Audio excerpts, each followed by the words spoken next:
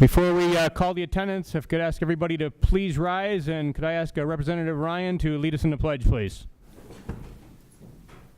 Allegiance to the flag of the United States of America and to the republic for which it stands, one nation, under God, indivisible, with liberty and justice for all.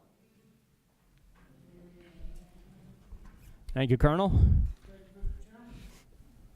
If I could ask our member secretary to call the roll, please. Chairman Metcalfe. Here. Representative Barrar.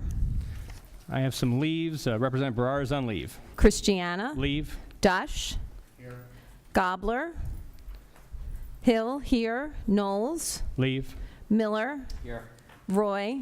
Here. Ryan. Here. Saccone. Leave. Sankey. Leave. Stats.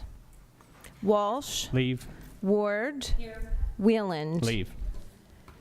Chairman Bradford. Representatives Bullock. Daly. Here. Delicio. Here. Dean. Fitzgerald.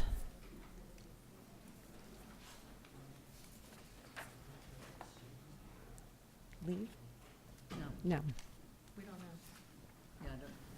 I have a leave slip for Representative Fitzgerald. McCarter. Rabb. Sims. Leave. Solomon. Leave. Vasquez.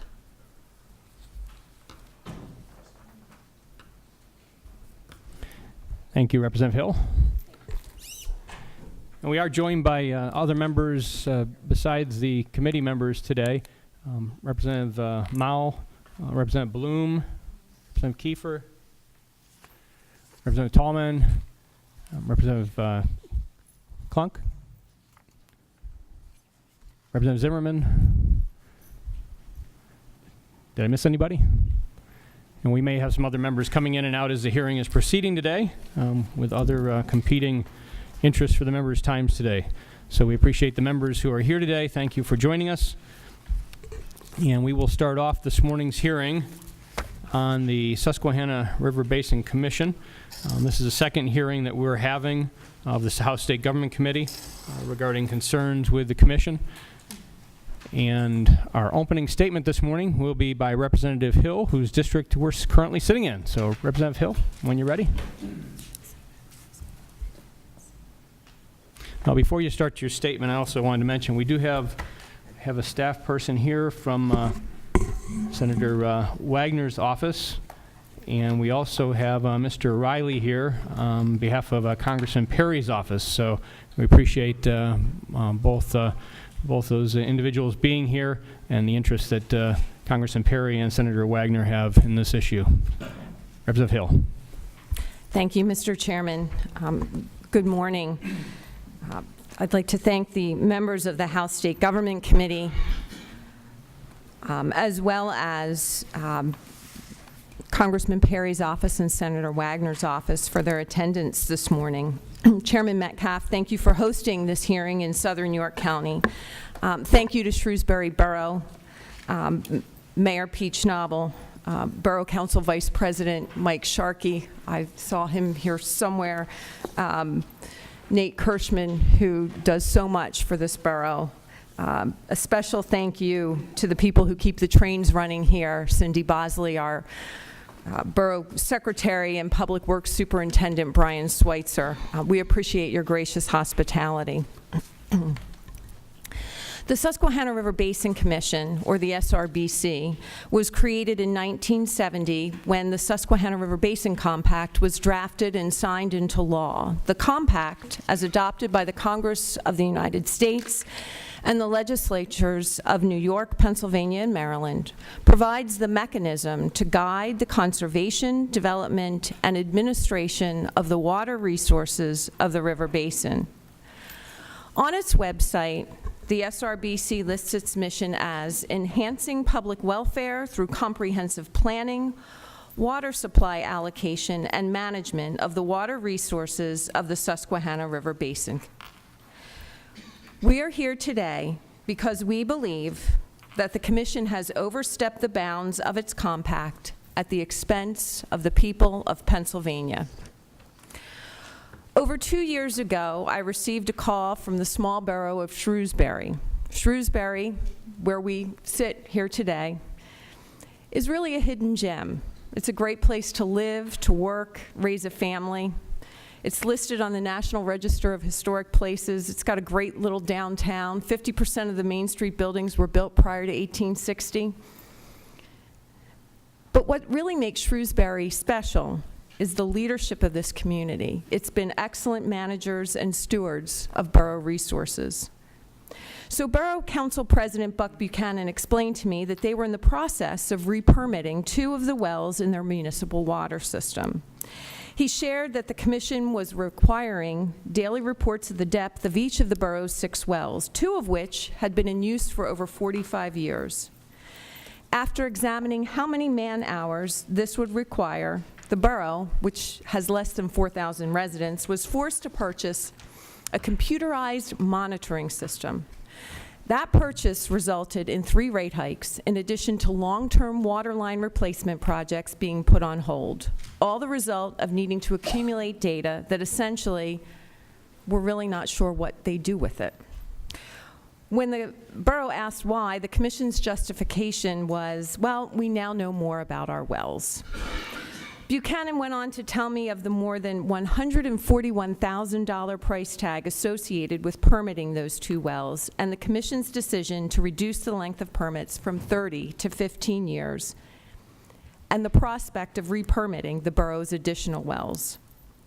Thus began over a year and a half of research by myself, Representative Mao, many other legislators that shared mutual concerns about the commission into every aspect of the commission, from its original compact to its finances and its dockets. The research led to a meeting with acting Pennsylvania DEP Secretary McDonnell and his alternate to the SRBC, Ms. Hefner, as well as many other legislators, senators, representatives from boroughs, townships, and businesses in the Susquehanna River Basin.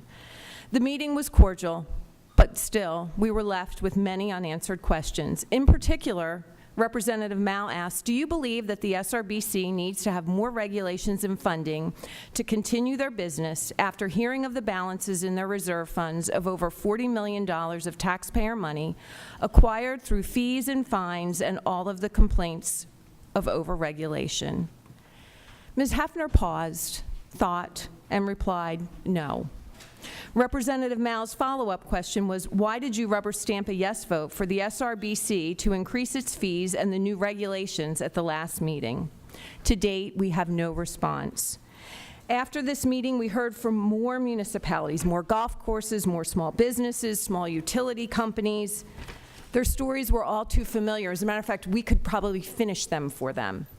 We've heard from a number of other House members with similar tales from their districts. So we're here today at the second of 2 hearings on the Susquehanna River Basin Commission to finish gathering the information from testimony of the SRBC and affected parties so that we can all go back to Harrisburg and craft a solution that will bring the SRBC back to the mission of the original compact of ensuring adequate water supply without bankrupting our municipalities and driving up the cost of our local water bills. Mr. Chairman, thank you again for allowing these hearings to proceed and bringing this hearing to Shrewsbury Borough. Thank you, Representative Hill, for the excellent overview. I appreciate it. As we start the hearing today, I just wanted to remind the members and our testifiers. The testifiers that we've invited today are the guests of the committee, and we're going to treat them as our guests. We're not here to debate with our guests testifiers. We're here to gather information from them. So any interaction with our testifiers, I would ask respectfully for the members to limit that to questions, not debate, not that type of engagement. So information gathering is what we're here for. And we appreciate their time, appreciate all the members' time in being here today. As I said, some members may have to leave before the hearing's over. Don't take that as an indication of anything other than they have to leave for other business. So we do appreciate the members' time, and we may have some other members coming in. If we have any members that are on the committee come in and look for a seat, I would ask the members that are joining us today that aren't on the committee to help them find a seat, if you would, please. Representative Dean came And Representative Dean is here also to be added to the attendance. The testifiers will be sitting at the table before us, so if we could, I know there's a cell phone there, there's a coffee cup, if we could get rid of the cell phone, and or maybe it's a recording device that somebody's got there possibly, but whatever the device is, or it's before the microphone, if that's anybody's cell phone or whatever it is, if you might want to gather that. But as our testifiers join us there, there's water there for the testifiers if you need additional water. But that table is our testifier table, and we would ask our first testifier to join us at that table. The gentleman sitting right behind, you might be a little squeezed there, so we'll see how it works. Mr. Andrew Dehoff, he's Executive Director of the Susquehanna River Basin Commission, and I would also ask our testifiers to limit your testimony to 7 to 8 minutes and leave the balance of the time of your 15-minute slot for a Q&A with us. If you get to the 8-minute limit, then I will interrupt you at that point to advise you that your time is up for testimony, and we'll be entering into the Q&A section of the testimony time so that we can stay on track. We have a lot of testifiers this morning, busy schedules for everybody here, and the audience, I'm sure, also. So thank you for your time today, and thank you, sir, for joining us again. We appreciate it. You can begin when you're ready, sir.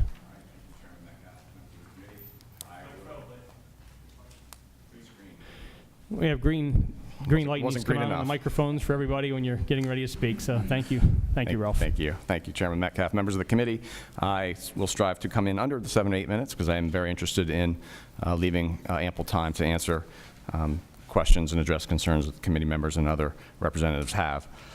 But I would like to start off with a few oral remarks. You do have written testimony that's lengthier, but I'll just summarize that and also offer some updates from that have occurred since the previous hearing. We held one of our commission's quarterly business meetings on Friday, June 16th, and the commissioners made some decisions regarding fees that I think members of this committee might be interested in. First, there was a proposal to increase our application fees across the board in accordance with an increase in the Consumer Price Index. That is a practice that was put in place by resolution in 2005, but it is not an automatic increase. The commissioners actually have to vote on whether to adopt such increases. This year, they decided not to. They looked at our finances, they looked at the circumstances in the basin, the concerns that have been addressed, and adopted not to increase fees in accordance with the rise in the Consumer Price Index. They also elected to deepen the municipal discount that municipalities pay on annual fees, so that any municipality with an SRBC permit, instead of paying the standard fee of $1,050, will pay only $590. Two quick notes regarding concerns about SRBC collecting excessive fees from municipalities. I think it's important to note that more than 90% of our fees come from not municipalities, but from large water users such as the energy industry, in particular power plants and the natural gas industry. Second, SRBC spends more money reviewing municipal applications than what we collect from municipal fees. We're losing money on municipal oversight, not making money. Nevertheless, we intend to maintain the discounts we have in place and to find additional ways to reduce costs to both the municipalities and to the Commission. Our ability to keep fees steady and in some cases reduce them is due to strong fiscal responsibility at the Commission. Like businesses and households across the Commonwealth, we've been tightening our belt in the wake of tough economic times. Since 2010, we've implemented many cost-saving measures, which are enumerated in my written testimony. There are just a couple I'll highlight here. We've implemented pay-for-performance merit increases for salaries instead of across-the-board increases. We began requiring employees to contribute at first 10% and now recently raised to 15% of the cost of their health insurance, which is a higher rate than the contributions from both state employees and from state legislators. And we've undertook various administrative cost-saving measures related to our insurance policies, vehicle maintenance, our utility contracts, general administrative and maintenance type things, and realized savings of over $50,000 annually. Regarding our technical programs, you have heard and will hear today some allegations that SRBC conducts duplicate permitting activities. That is simply not true. SRBC and the Pennsylvania Department of Environmental Protection have two different purposes for their permits. Where our authorities do overlap, such as the review of municipal surface water intakes, DEP takes precedence. SRBC defers to DEP under the terms of a 1999 Memorandum of Understanding between the two agencies. SRBC in that case does not require submittal of an application or collect any application fees from those municipalities. Any permit ultimately issued by DEP satisfies the SRBC's requirements. I'll wrap up by committing to a few things. First, I will respond in writing to the allegations made today and on the 12th to address any misconceptions or misunderstandings. One that I want to mention right now was the assertion that the Commission does not grant waiver requests, but rather denies them and pockets the associated fees. I asked staff to look at recent history and found that the Commission received 52 waiver requests since I took the position of Executive Director, and we granted 50 of those. It's a 90% or 96% approval rate. Second commitment I'll make is to engage municipalities and legislators in reviewing and revising our rules. In addition to the fee decisions, I had a good discussion with our commissioners when we last met about the current set of rules, particularly those are causing concern, and they agreed that we should look at those, and they're committed to reviewing them and changing them as warranted. So I look forward to your input on how we can make those changes, but at the same time ensuring our mutual goals, which is that towns have the water their residents and businesses need to operate during times of drought. Thank you. I'm happy to answer any questions. Thank you, sir. Representative Hill? Representative Ward? Someone over there put it down.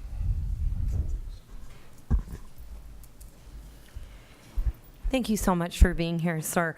The last meeting, you confirmed that SRBC is not subject to the Pennsylvania right to know law. The salaries of your employees are not available to the public and cannot be obtained under the Pennsylvania right to know law. Are you, as the executive director, committed and willing to provide a copy of the salaries to the members of the House State Government Committee, sir? We're not subject to the right to know law. You're right. We have our own access to records policy. For the past 2 years, members of this committee and other legislators have requested such financial information, and I have freely given it without making them go through our access to records policy. I've already given salary information to Representative Dush, but I'd be happy to make that available to the rest of you. That would be appreciated. Thank you, sir. Representative Ryan?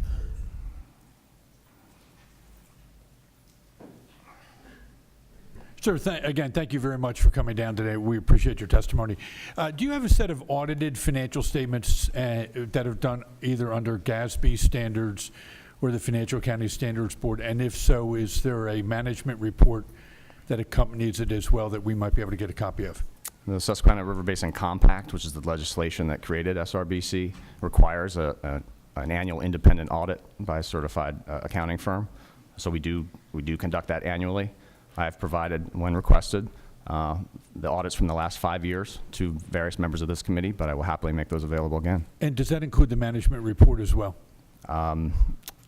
There's typically a management report that includes things such as control deficiencies, significant deficiencies, Absolutely, and yes. material It weaknesses. includes an assessment of all our practices and makes recommendations, yes. Fantastic. Thank you very much. Absolutely. Thank you, Representative Ryan. Representative Delisio? Thank you, Mr. Chairman. In the opening remarks, we heard that Shrewsbury needed to re-permit 2 of their wells. Right. And the process has changed. I believe these were originally permitted almost 4 decades ago. Right. What Mr. Dehoff, would you say has changed in those 40 years that has created the situation whereby I would imagine a lot of local and small municipalities might be surprised if they've not been through this process before, but what are some of those big changes in the last 40 years? Well, the changes are that we now require science and data before we'll issue a permit. The records are very, very spotty from the 70s and 80s, which is very unfortunate. It's a mistake that we are not repeating. Staff documents everything we do now when we issue a permit. But the reality is that a lot of towns are relying on old wells that have never been truly proven, never put through their paces, if you will, during a drought. Things change over time, demands increase, the little landscape changes. Recharge areas, which is the open space that when it rains allow infiltration to recharge the aquifer, that's being paved over. additional wells are being installed by neighboring municipalities or landowners, so that now that you have multiple wells competing for the same water resources. So a lot of that is unknown, and we now have standards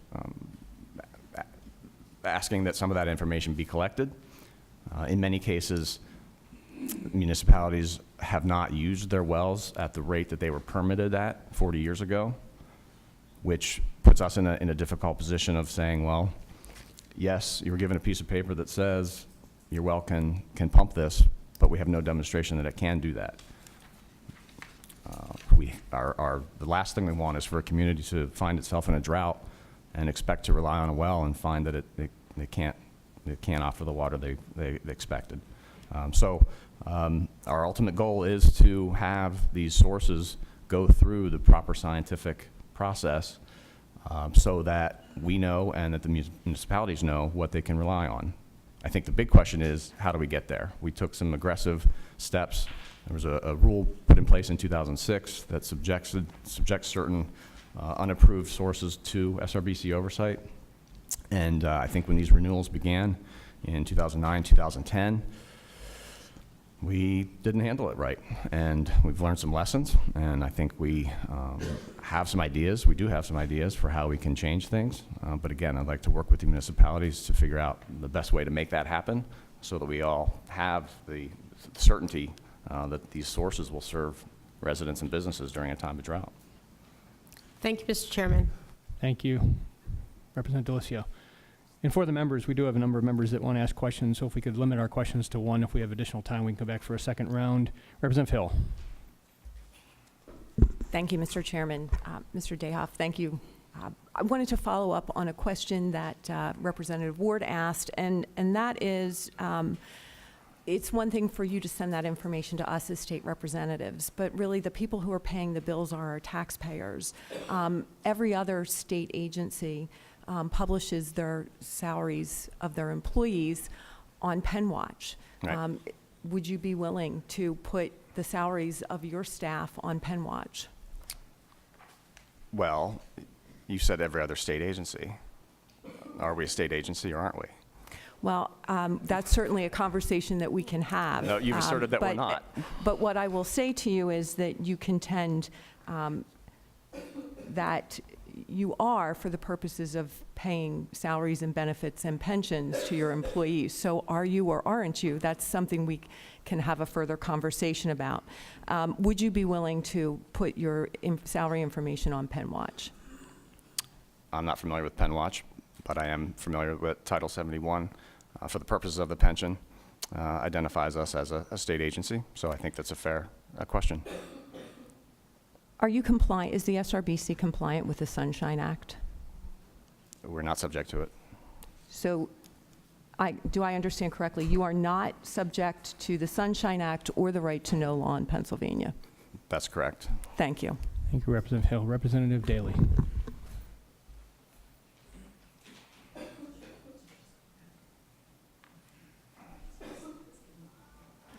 Representative Daley's in transition. She was sitting in for the minority chairman, so she'll finish her question if the minority chair doesn't mind, and then she'll move on. Thank you, Another Mr. seat. Chairman, Thank you. and thank you, Mr. Chairman.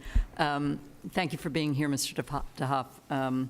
So I just wanted to follow up a little bit on Representative Delicio's questions. Can you give us examples of what happens when water supply, water quality, flooding, watershed management are not regulated, so that are there any examples that you could provide to us today? Sure. Conflicts inevitably arise, for one thing.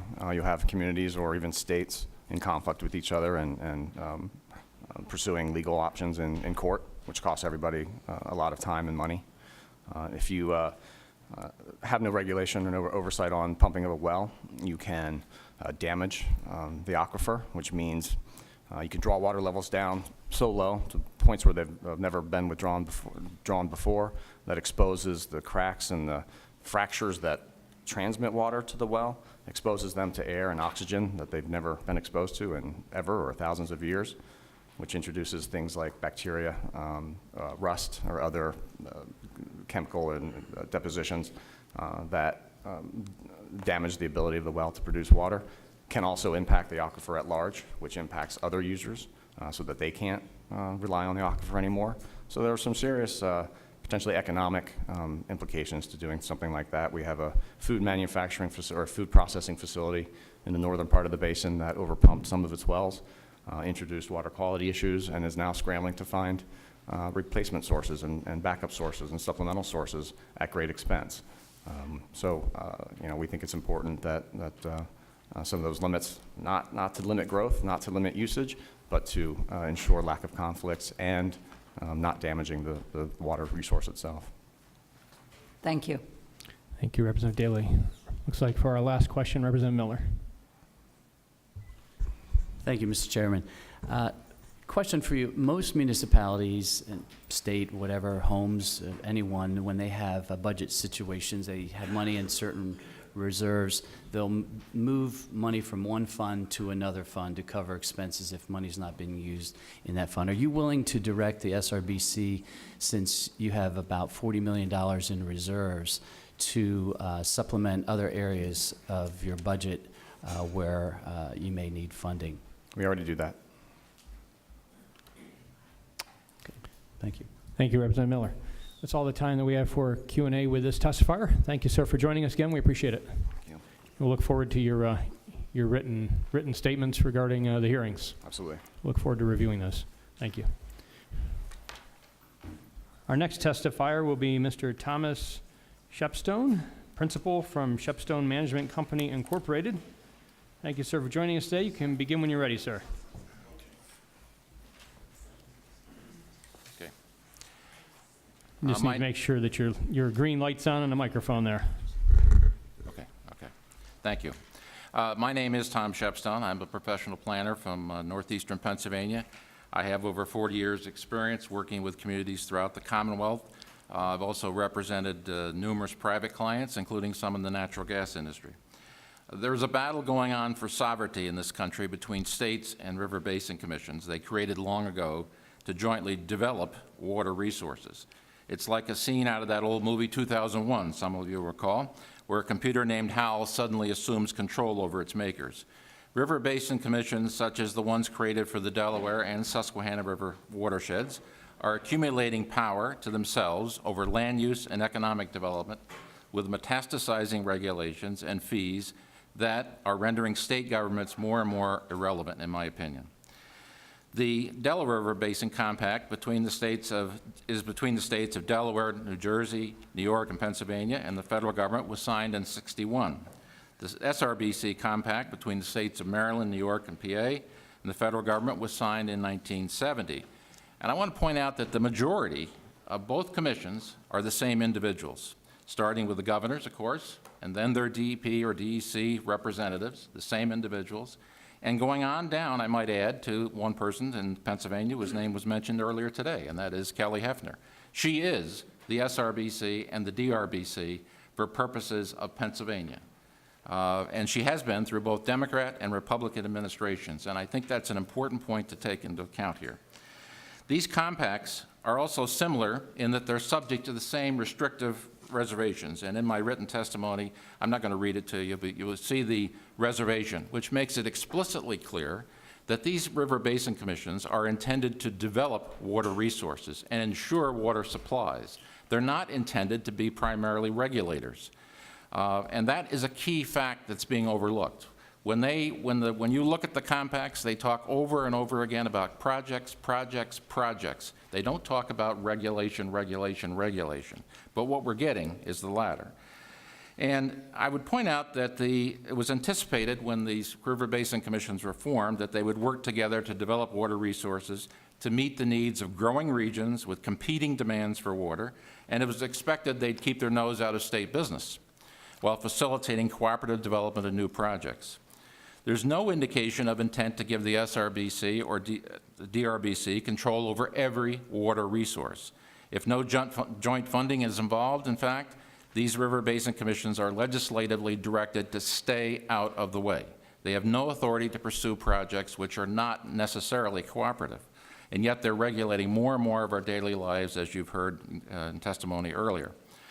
They are effectively using water use as well as development by imposing fees on consumption to support their bureaucracies. They are slowly but surely extending their control into land use by requiring permits for any amount of water use in the SRBC region if it's connected to natural gas development, and prohibiting such development in the DRBC region by imposing an effective moratorium while pretending to engage in development of regulations with no end in sight after 7 years. The word projects has now come to mean review and regulation. And I would note that the executive director testified before that he lost money on reviews. Well, the obvious retort is maybe you're spending too much time on reviews. And I think that's what needs to be said here.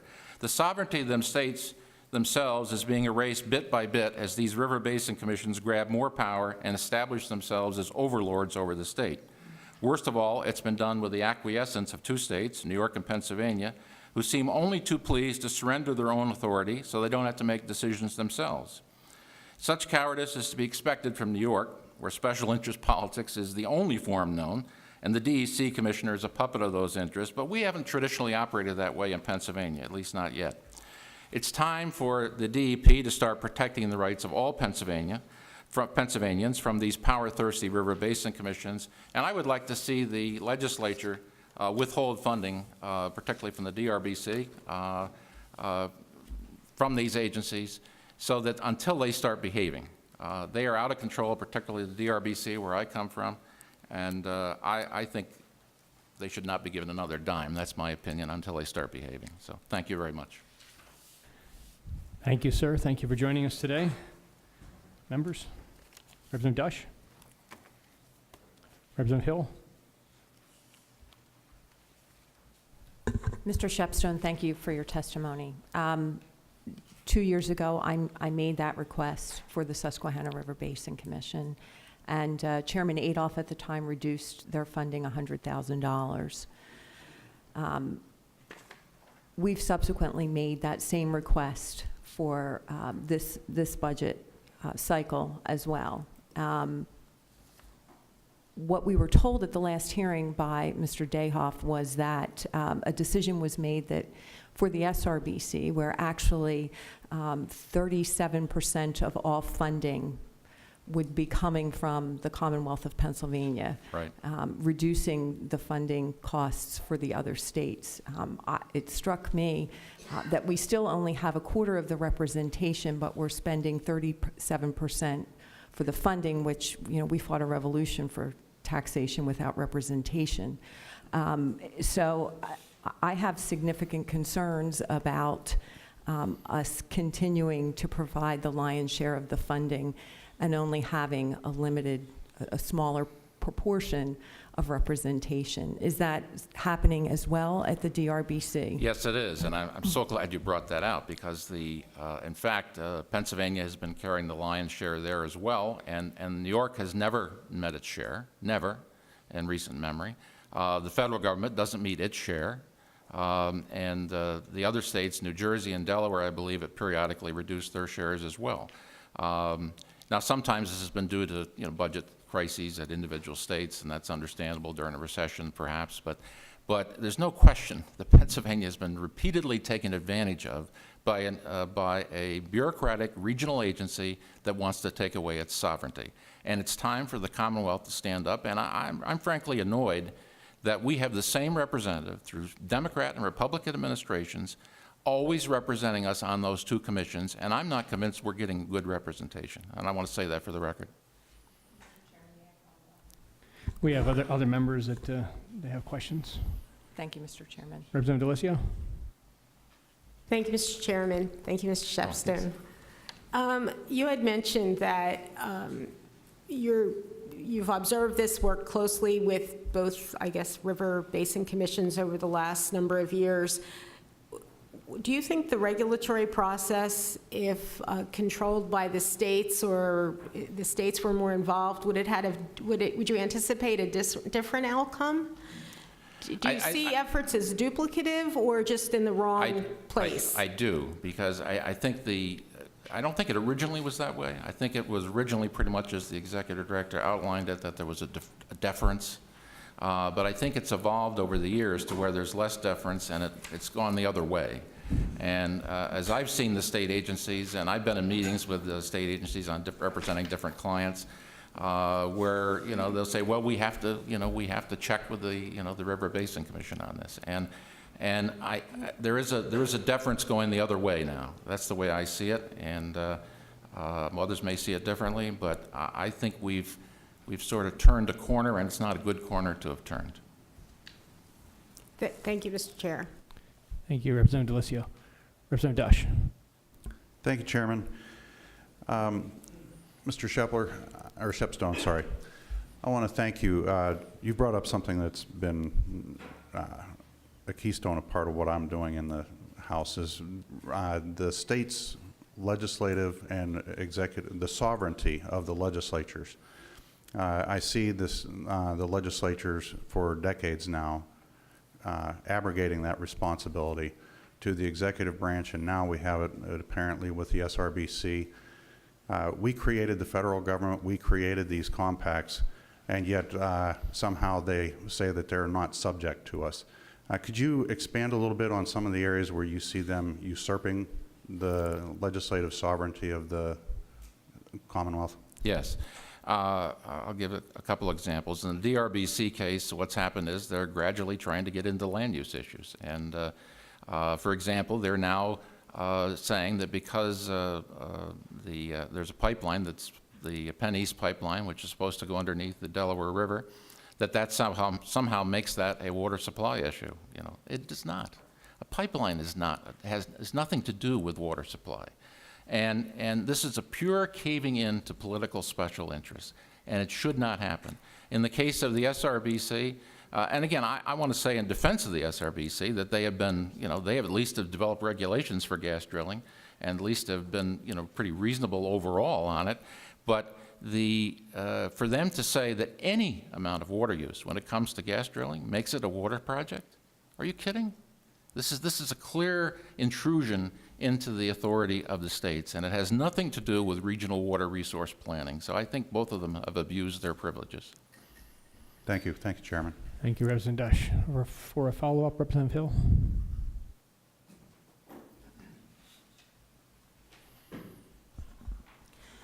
Thank you again, Mr. Shepstone. Okay. In prior testimony, the SRBC has contended that if we reduce our appropriation to them, that they will in turn raise the fees that are imposed on our businesses and municipalities. Do you believe that to be true? I doubt it. That's not been the pattern in many other cases for sure. And in fact, if they have $40 million of reserves, I don't think they need to. But that seems to always be the answer that's given when it comes down to money. That somehow they need that money. And I noticed in the case of the DRBC that when they were lobbying, they even went to special interest environmental groups like the Delaware River Keeper, which is also operating in the SRBC region and across the entire Commonwealth.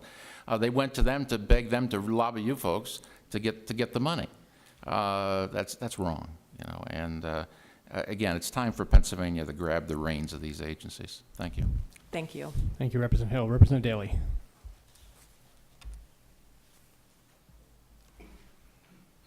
We still have further questions, sir. I didn't thought you were done. I apologize. I wasn't trying to get away. Thank you. As long as you're okay with answering a couple more questions, we still have a couple members. Thank you. Absolutely. Mr. Shepstone, thank you for being here today. I have a question related. Part of my understanding of why these compacts or the Delaware River Basin Commission was founded was because of disputes between or overuse of water possibly between New York and Pennsylvania, New Jersey. Pennsylvania, New Jersey sued, Supreme Court decided. Yep. But that there's also, we read all the time about western states that are having water disputes and there's droughts. Yeah. And so it seems, my understanding of it, and granted I'm here to learn today, is that the compacts actually seem to help when you have multiple states. Rivers don't stay in one place. They start in one state, end up, go through other states, exactly what we have here. Do you have any comments on that being actually a good way of going about it instead of tying things up in the courts? I do, and I agree with everything you said. I'm a little bit more familiar with the DRBC on this, but that was, and you cited that, and that is a perfect example of why some of these river basin commissions were formed. The Delaware River Compact was formed almost out of necessity to deal with a court issue that just wasn't being resolved. And I think it was appropriate to do it that way. And I would urge some of you, and if any of you want to see it, I'll be happy to provide it, to go back to some of the speech making by Jim Wright, the first executive director of the DRBC, when it was formed. And he clearly articulated what was the policy of that agency for many decades, probably its first 3.5 decades at least, maybe 4, under multiple executive directors, that they were, in fact, about doing that very thing. They were about dealing with water resource planning on a cooperative basis and trying to avoid court disputes. And they did a pretty darn good job of it for a long time. And I think at a certain point, in the DRBC's case, it was when Carol Collier became the executive director, it went off in an entirely different mission. And I think that's when things started to go awry. And if we could get back, and I recall, I worked with the DRBC. I brought them in to when we had discussions of the Upper Delaware National Scenic and Recreation River. I urged bringing in the DRBC to that because they were a competent agency. I would not do that today. It ended up being, it went in a wrong direction at a certain point, and it's unfortunate. And I think they need to get back to the mission, back to the core mission, which was how you described it. Thank you. Can I just have a very quick follow-up? Yes. Thanks, Mr. Chairman. So and this is a comment, and it's great to think that we can go back, but the problem is there's a lot of things we'd have to go back, and I guess that's where my question would be. We didn't have the natural gas industry to the extent back when these commissions were formed, and so the water management seems to me to be more complicated than it might have been back when some of these were formed, where it was just about water management. Am I completely off track with that, or am I on track? I think it assumes that there's some special problem with natural gas drilling. There's not. I mean, they draw water. They're a large water user, of course, but so are golf courses, so are many other uses. And those have always been accommodated without these kinds of struggles and the hyperbole. And I think it's unfortunate that it was treated differently.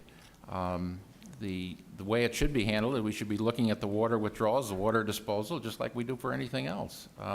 And have, if it's over the 100,000 gallons or whatever that threshold is that makes it a large and impactful thing, then of course we should be looking at that. But not treating it, we shouldn't be targeting one industry. And I didn't come here today to represent the industry. I came here in a more general concern.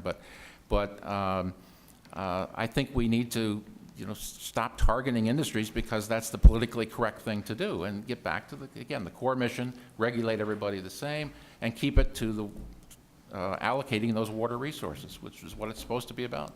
Thank you. Thank you. Thank you, Representative Daley. For our final question, Representative Kiefer. You said you have private clients as well as... Yes. Okay.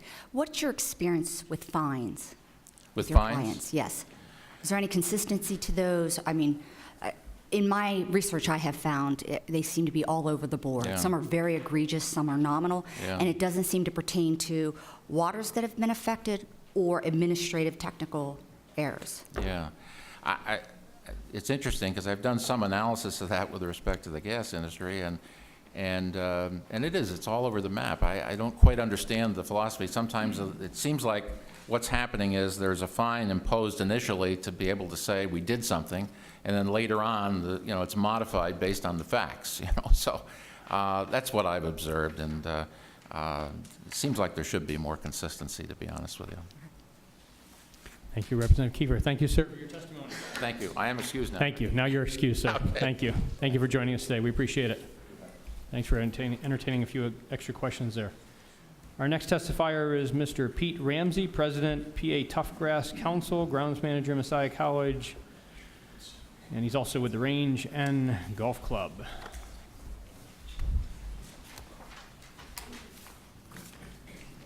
You got my back? Literally.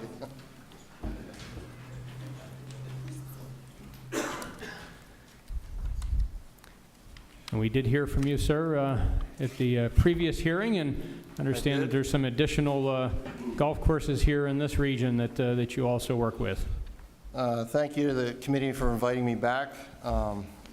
This is a much more intimate setting than what we had at Susquehanna University, but thank you to Shrewsbury nonetheless. I am president of the Pennsylvania Turfgrass Council, director of grounds for Messiah College, and superintendent of Range End Golf Club. I am here representing the golf course and the turfgrass community. I would like to say before I read my testimony that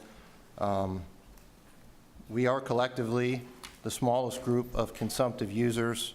To kind of a counterpoint of Mr. Shepstone's comment about natural gas and golf, we do not compare to the amount of water that the natural gas industry uses. With me today are members of the Pennsylvania Golf Course Owners Association. We have golf course owners represented here today, and some of the best golf course superintendents in the entire state are here today. In the last 2 weeks, I've been contacted by a lot of people about this issue. And again, I would like to reiterate that no two dockets or issues with the SRBC are the same. They are all unique unto themselves, and each one of them comes with its own set of challenges and problems. That being said, my testimony is as follows. Stories of hardship continue to come forward since more light is being shed on the consumptive user issue. Superintendents, owners, hydrogeologists are operating under duress in their attempts for approvals. In the last 2 weeks, I have received numerous letters and emails from those grateful for these hearings, but refusing to participate for fear of retribution. One hydrogeologist stated to me that his clients felt like they were being treated like criminals, and that some SRBC staff even struggle with enforcing their very rules. What other organization requires full payment up front and then takes more than a year to review? What has happened in the last 20 years that so many professionals are so reluctant to step forward? Nothing other than our costs and requirements have multiplied while SRBC defaulted on their mission of storage. There was never any storage built into the basin or protection for consumptive users. The only tangible evidence of progress the SRBC has is their headquarters that overlooks the river. We are victims of abiding by the law if what they are even doing has any legal merit. Their standard operating procedure is absent of any due process for us. Most of us have enough notices of violation to wallpaper our offices. The certified letters always include the threat of civil penalties. No other organization compares to this. If you move my facility 75 miles east to the Delaware River Basin, the cost for a 10-year docket to be reapproved is $1,600 versus the $23,600 that I would be facing here in the Susquehanna River Basin. Consumptive use is 8 cents versus 33 cents here. Annual monitoring fee is $300 versus $1,150. DRBC also has no evaporation calculation. They have no aquifer testing on previously permitted wells versus a 72-hour pump test or a $5,100 waiver. Annual cost of operating over the life of the respective dockets in my situation would be $1,270 versus $6,023 in the Susquehanna. I could understand if DRBC were a relatively new commission, but they were founded 10 years before SRBC. They are the only other organization in Pennsylvania similar to SRBC, yet they pale in comparison. In a drought emergency, when the commission's work is most needed, their authority is superseded by DEP. We are left with a self-governing commission who answers to no one, operates under a false narrative about storage and water quality, have unprecedented operating procedures and fee schedules, no accountability that most state and federal agencies have, with plaintiffs who are now too scared to testify. We are left with nowhere to turn. If our properties were converted to sod farms or cornfields, we would not require dockets. Our municipalities zone us as agricultural, yet the commission says we are not. We receive absolutely no credit for the stormwater our facilities filter or store or the waterways that we help to purify. There is no effort made to help our facilities stay in business. I would argue that the Commission has exchanged its moral compass for a monetary one. Article 1, Section 1.3-2 of the compact states, "The water resources of the basin are subject to the sovereign rights and responsibilities of the signatory parties." And it is the purpose of this compact to provide for a joint exercise of these powers of sovereignty in the common interest of the people of the region. I have nothing but personal respect for Mr. Dayhoff and the staff of the SRBC. They believe in the mission that they are trying to move, in their mission and trying to move the organization forward, to which they have done an outstanding job. I imagine it takes a lot of fees and a lot of fines to support what that organization has grown into. However, I am filled with professional animosity at the arrogance that thinks we will sit back and do nothing. What happens if I stop paying my fees? Will they shut down my pump station and change the locks on the doors to it, or will they drag me into court? Water is not a weapon to be formed against me or my colleagues for prosper. God is the only one who can add water to my facility, and I'm pretty sure that they are not him. If Mr. Dayhoff is correct in what he said, that roughly 90% of the Commission's revenue comes from consumptive users larger than us, than the turfgrass community. I believe he said the energy community, the energy producers. That leaves 10% of their revenue, of which we are probably a fraction. I'm done beating the dead horse about this issue. I think everybody understands what the problem is, but I'll offer a solution. Some of their practices with us are already redundant.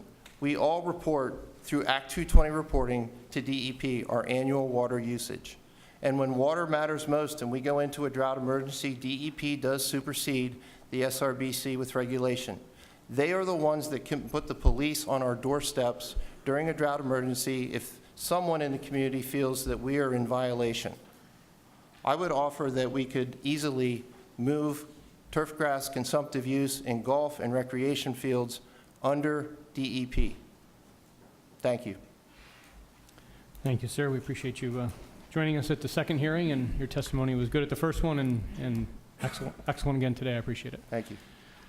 Our first question would be from Representative Ryan.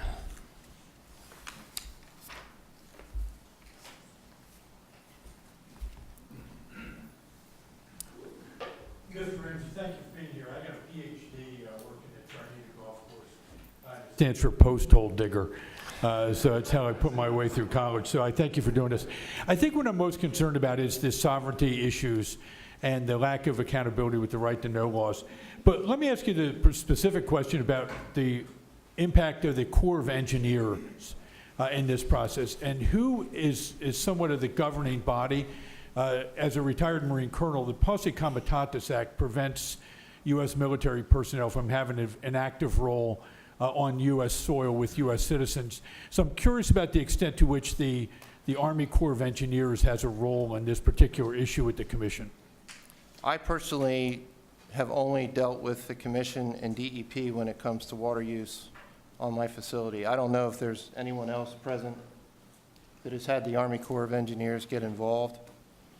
I don't know. So you've not seen them in their actions, and the regulations are not coming, or the information is not coming from them, it's coming from the SRBC only? Correct. Okay, thank you. Thank you, Representative Ryan. Representative DeLisio. Thank you, Mr. Chairman. Good to see you again, Mr. Ramsey. Thank you. In your testimony, you talk about plaintiffs who are too scared to testify. Do you truly mean folks who have brought a lawsuit and then don't follow through? No, I consider myself and consumptive users to be somewhat in a plaintiff role in this issue. Got it. So sort of an aggrieved party, if you will. Yes, but there's an overwhelming sentiment from a lot of people who would like to tell their story, but are concerned that if they do, as they go through the permitting process, that it could muddy the waters for them, so to speak. Could bite them. I come out of long-term care, a very, very heavily regulated industry. So I understand what you're saying with that, and it's not always, in all fairness to all parties, it's not, it's the concern that there could be somebody else has the upper hand in the process versus, and I'm dealing with this now, actually, with former colleagues in terms of long-term care. So it's just the concern that by intervening in the process, so hearings such as this give you that opportunity then to weigh in a more comfortable manner. Is that And correct? in defense of Mr. Dayhoff and the commission, I don't think any of us know of a case where there was, direct conflict or duress inflicted on somebody to the point that they could say, I was not granted a waiver. But we've been dealing with this issue, some of us over 25 years have gone through the re-permitting process or trying to go through it. A lot of us are coming up on it, and there's a long-term relationship here of difficulties that are making people feel like, what is the point? And I don't need them on my property any more than they already are. We already have inspections that are ridiculous.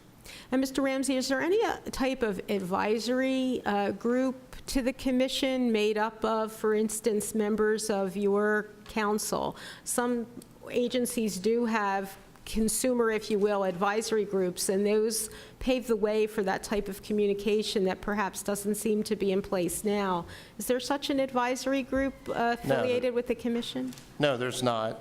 We did ask the commission to sit down and meet with us several months ago, I believe back in January, which they were gracious enough to host a meeting for us as consumptive users at headquarters.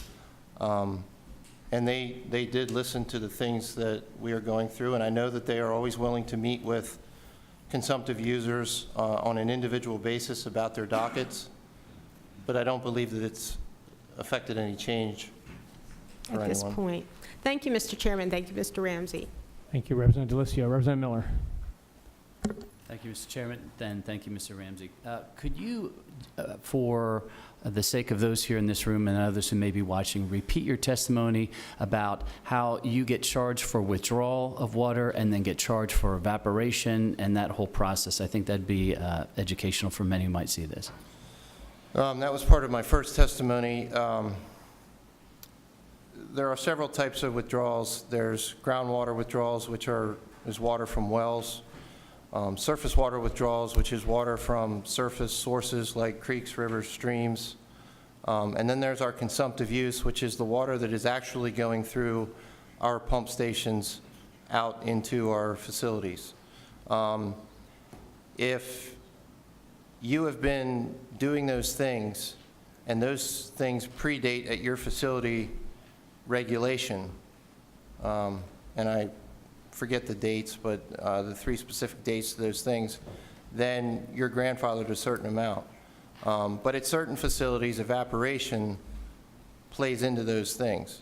For instance, at Messiah College, we buy water, public water, from Suez Water, which used to be American United Water. It's an entirely public water source. It comes into the college. It's used for all of our potable water and our heating and cooling systems. But naturally, through heating and cooling, there's evaporation. We have 7 cooling towers. We were made to install meters on those cooling towers, which could read the amount of water coming in, and then the amount of water blowdown, which can contribute to evaporation, and then we have to pay for that evaporation. So essentially, we're almost paying 3 times for the same gallon of water. We pay a public water source, we then pay a percentage for the sewer, and then we pay for the evaporation. In our world, having to pay for evaporation, whether through heating and cooling sources or irrigation, is money going up in smoke.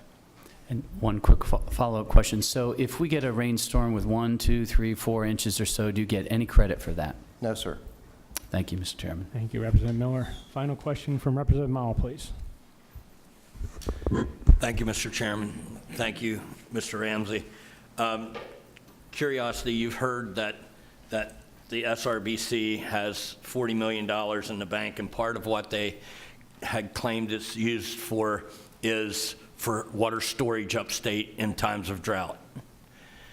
When we were low on rainfall, has the SRBC ever come to you and said, or any of your members, and said, we're going to put water in your wells because we're charging you as an insurance policy, and I quote them, in times of drought that you have water supply? Do you see any way that they can float water down the Susquehanna and put it into any of your wells, or do they offer anything to truck water in? Is there any way to make good on their promise in times of drought since you're paying for that insurance policy? No, sir. There's only one entity that can put water on my facility, and I think we all know who it is. But you're paying for that water storage as part of your fees? Yes. Thank you, Mr. Chairman. Thank you, Representative Mao. Thank you, sir, for your testimony again. Appreciate it. Thank you. Our next testifier will be Mr. Richard Buchanan. He's the president of the Shrewsbury Council, Shrewsbury Borough Council, and thank you for hosting us here at your facility today, sir. Well, good morning. I do go by the name of Buck. Thank you, Buck. We're ready for your testimony when you're ready, sir. All righty. I've been in this borough hall for, I think, 27 or 28 years. And in that period of time, I have never seen anything more abusive to our taxpayers than what we're encountering from SRBC. Now, Christian Phillips Hill did a great introduction for you. I know she's read my 4 pages. I would ask all of you, please, to go back and read these 4 pages that I have in here. She stole some of my thunder, but I still can take up my 8 or 9 minutes.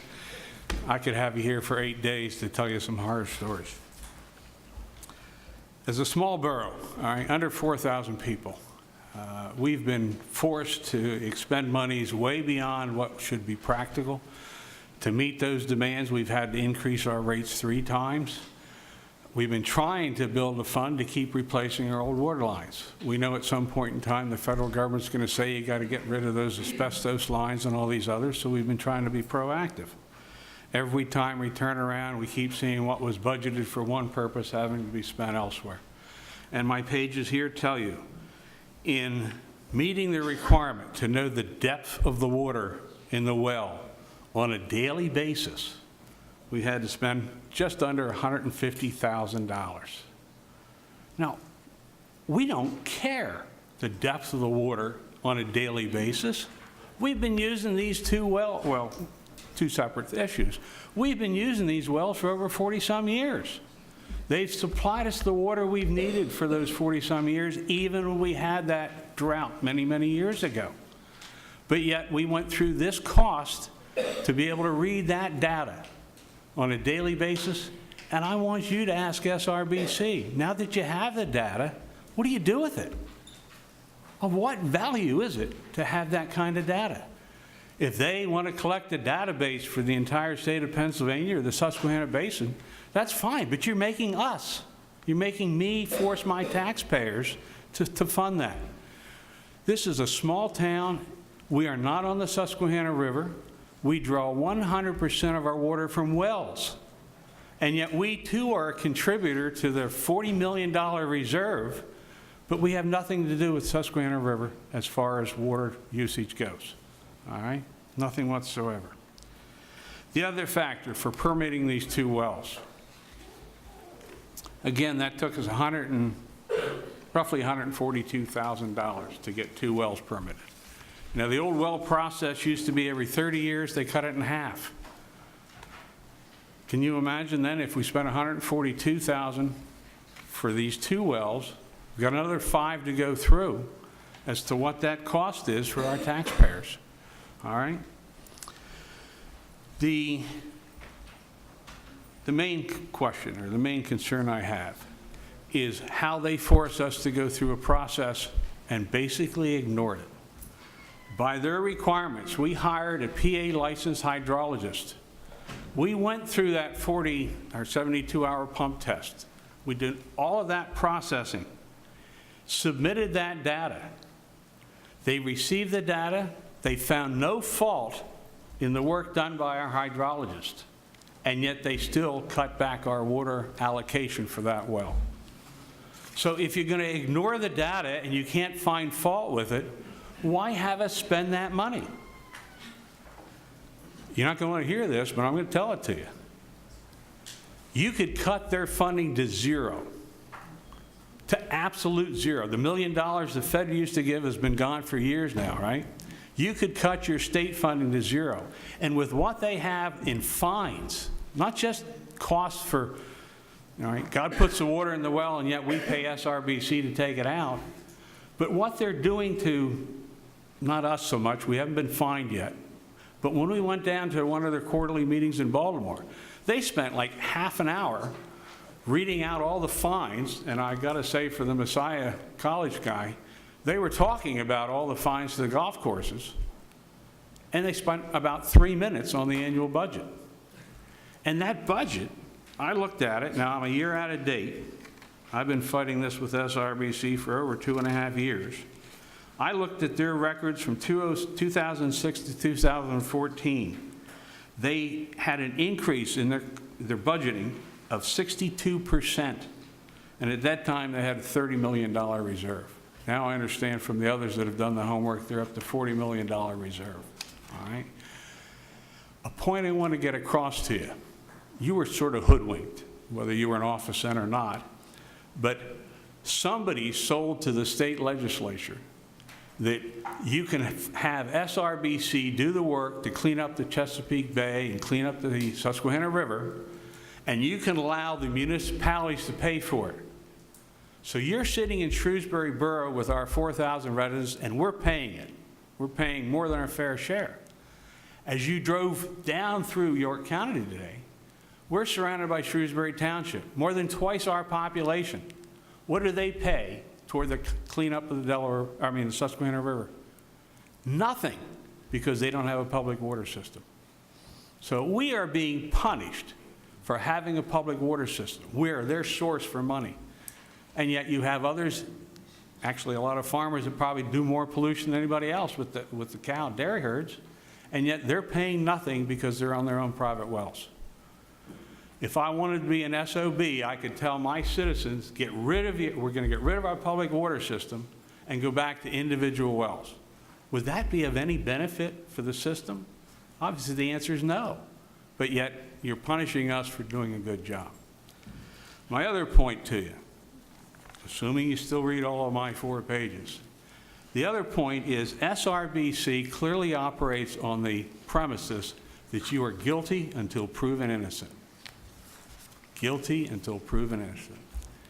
One of the new things they're talking about is how they want to start regulating the water loss and so forth. Whether you know it or not, your state regulation allows municipalities or water systems to have up to a 15% water loss. And yet SRBC is looking at how they can start processes for changing that down. This particular bureau is at 4%. So why should we be forced to go into a whole new process on governing our water loss when we're at 4%, all right? This issue of always being guilty and proving your innocence is just insanity. Let me do a quick look over my own sets of notes to see. Oh, another factor here for you. I heard how there were just so few or a very high percentage of waivers. When they went to reduce our well permit for what was proven hydraulically to be acceptable, and they reduced it anyway. We wanted to go through and file for a waiver. We started that process. We contacted a lawyer in New York, and we started all that. The board of 3, per their written regulations, is 2 members from SRBC and 1 member representing us. 2 for their side, 1 for ours. And then the real clincher, folks, is in their own regulations. It states that if that board determines the application was frivolous, they can back charge us for their legal fees. Now, is that the American justice system? All right? I served 33 years in uniform. Sorry, not a Marine, but 33 years in uniform defending against our enemies. You know, right now, I'm willing, and this entire council is willing to tell you, we'll speak up. We are not going to sit back and be quiet when we see this kind of abuse to what our taxpayers have to put out. So you've got it. Read my memos and shoot your questions. Thank you, sir. And we had a request from our host, from our IT folks. If you're here today and you're connecting to the Wi-Fi, if you could shut that Wi-Fi off, then they'll be able to stream this better than what's occurring. It's bogging down the signal right now for streaming the hearing. If you have your phone on Wi-Fi, if you could shut it off, we'd appreciate the help there.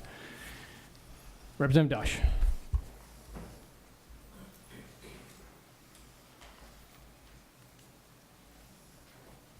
Thank you, Chairman, and thank you, Buck.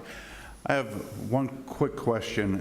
One of the things that keeps recurring here is the lack of ability for either the local governments, the previous testifiers on the private side, to actually get information back. Now, we heard from the executive director that they're not subject to the Pennsylvania Right to Know Act.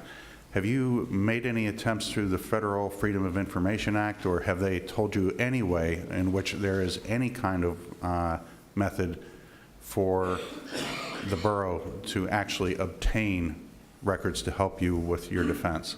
Yes, sir. Now, I did it through Christian Phillip Hill's office.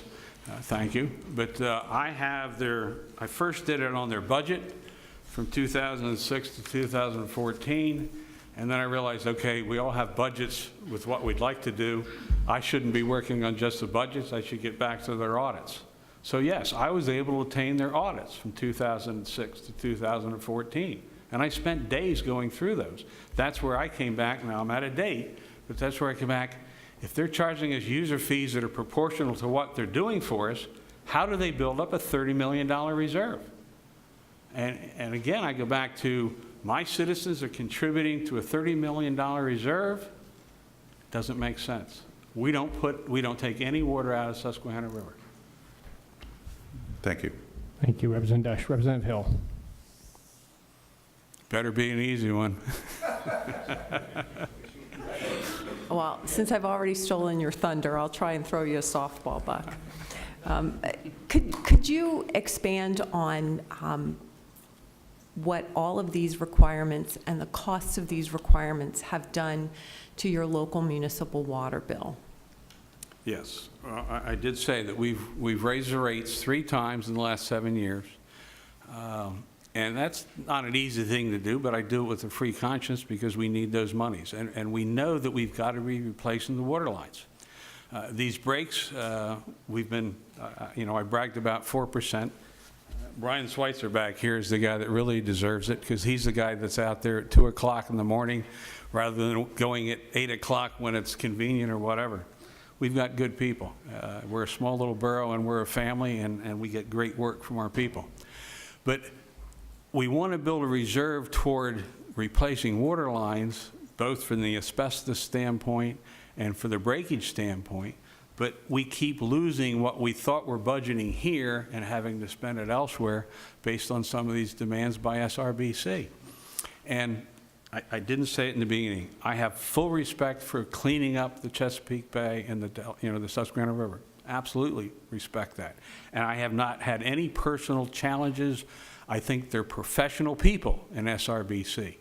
But it's the big picture that seems to have been lost.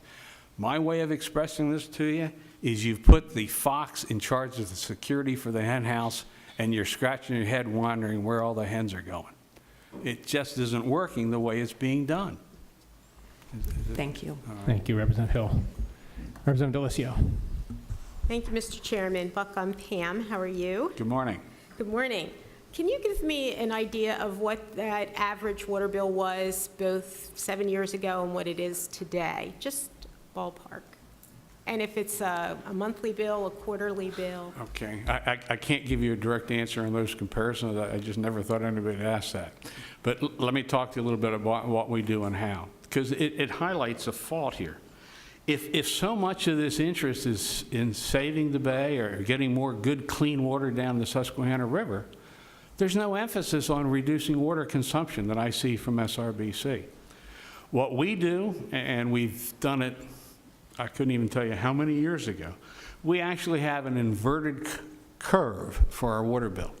The people that use more water pay a higher cost per gallon than those that use less. Instead of the idea that the more you use, the cheaper it is per gallon, we do it intentionally inversely.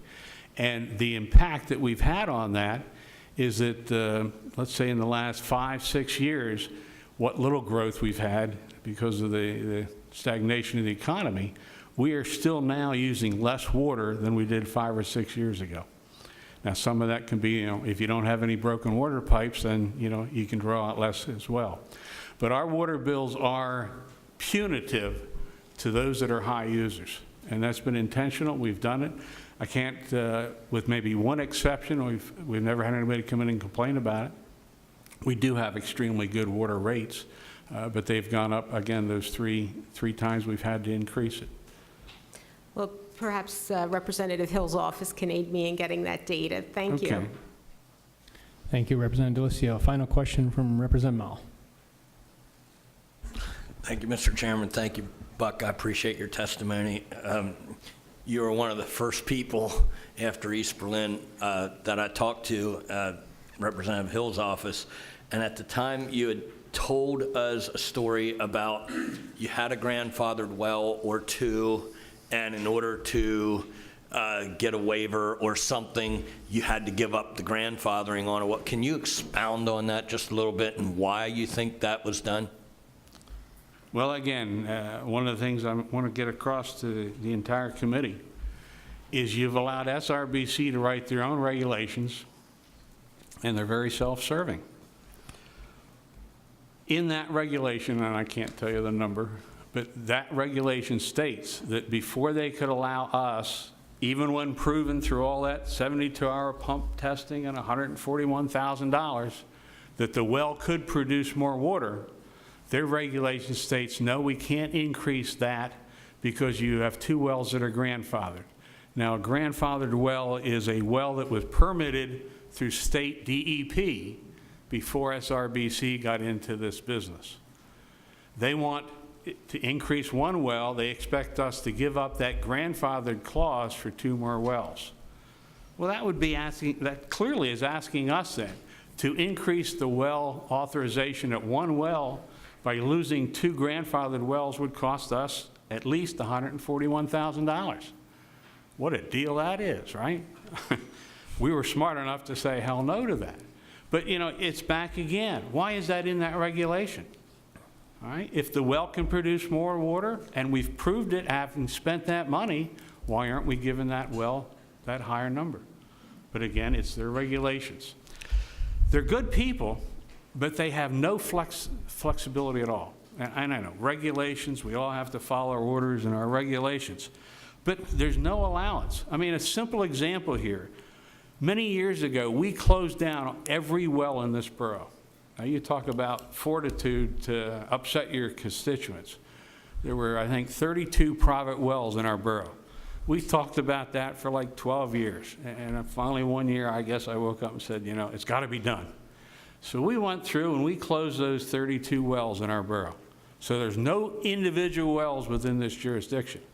But the SRBC requirement, when you go to do a 72-hour test, requires you to send a letter of notification within a certain diameter radius. We asked for a waiver. These people don't have wells. Why should we send them a letter notifying them about this testing that's going to be done that can impact the well they don't have? They wouldn't grant us that waiver. They couldn't. Just to finish up on this. Representative Mall, that's all the time we have for this testifier. Thank you, sir. Thank you. Get out of here, huh? Thank you, sir, for your testimony. We appreciate it. Thank you. Hope to see you again. Thank you, sir. Our next testifiers, Mr. Peter Luzardi, Authority Chairman from Middlesex Township Municipal Authority, and Donald Geiswhite, Jr., Authority Treasurer, Middlesex Township Municipal Authority, Chairman, Middlesex Township Supervisors. Gentlemen, you can join us at the microphone, and whoever is ready to start, when you're ready, you can begin when you're ready. Thank you for joining us today.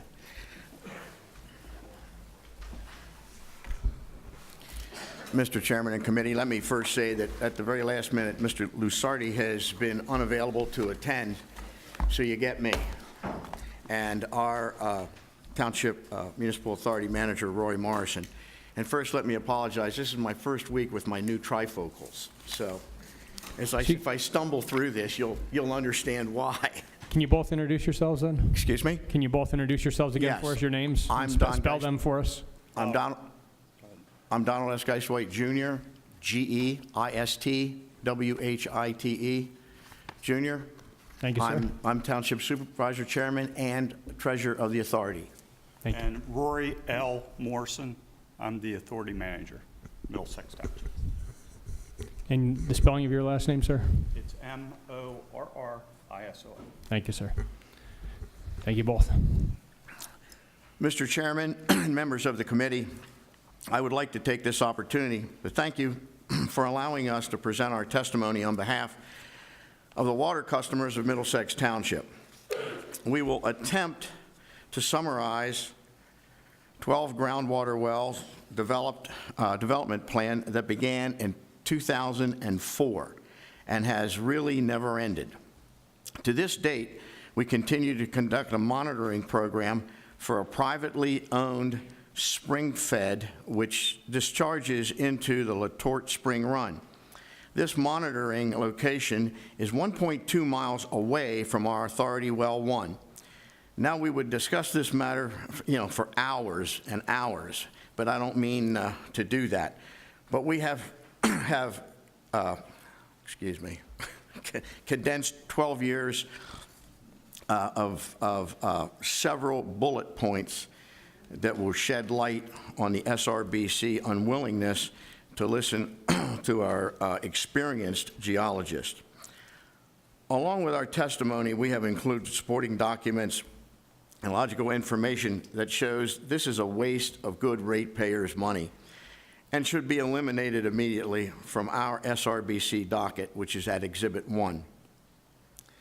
Our authority continues to spend money for engineering services to the tune of $10,000 a year and an additional expense of roughly $20,000 a year for an employee wages and travel to and from the site to ensure that data being collected is not compromised due to debris affecting the overflow measuring of the spring. Again, I apologize for adjusting my glasses. The following are some of the most important points that we need to make on however they may affect things. Number one, pumping collection data. The authority had one of the most extensive monitoring programs ever seen by our hydrologist, which is Exhibit 2, and a total of 13 groundwater public wells were installed with data loggers, 4 spring water surface sites that included the U.S. Army Barracks water supply source and the Rusick Springs, 3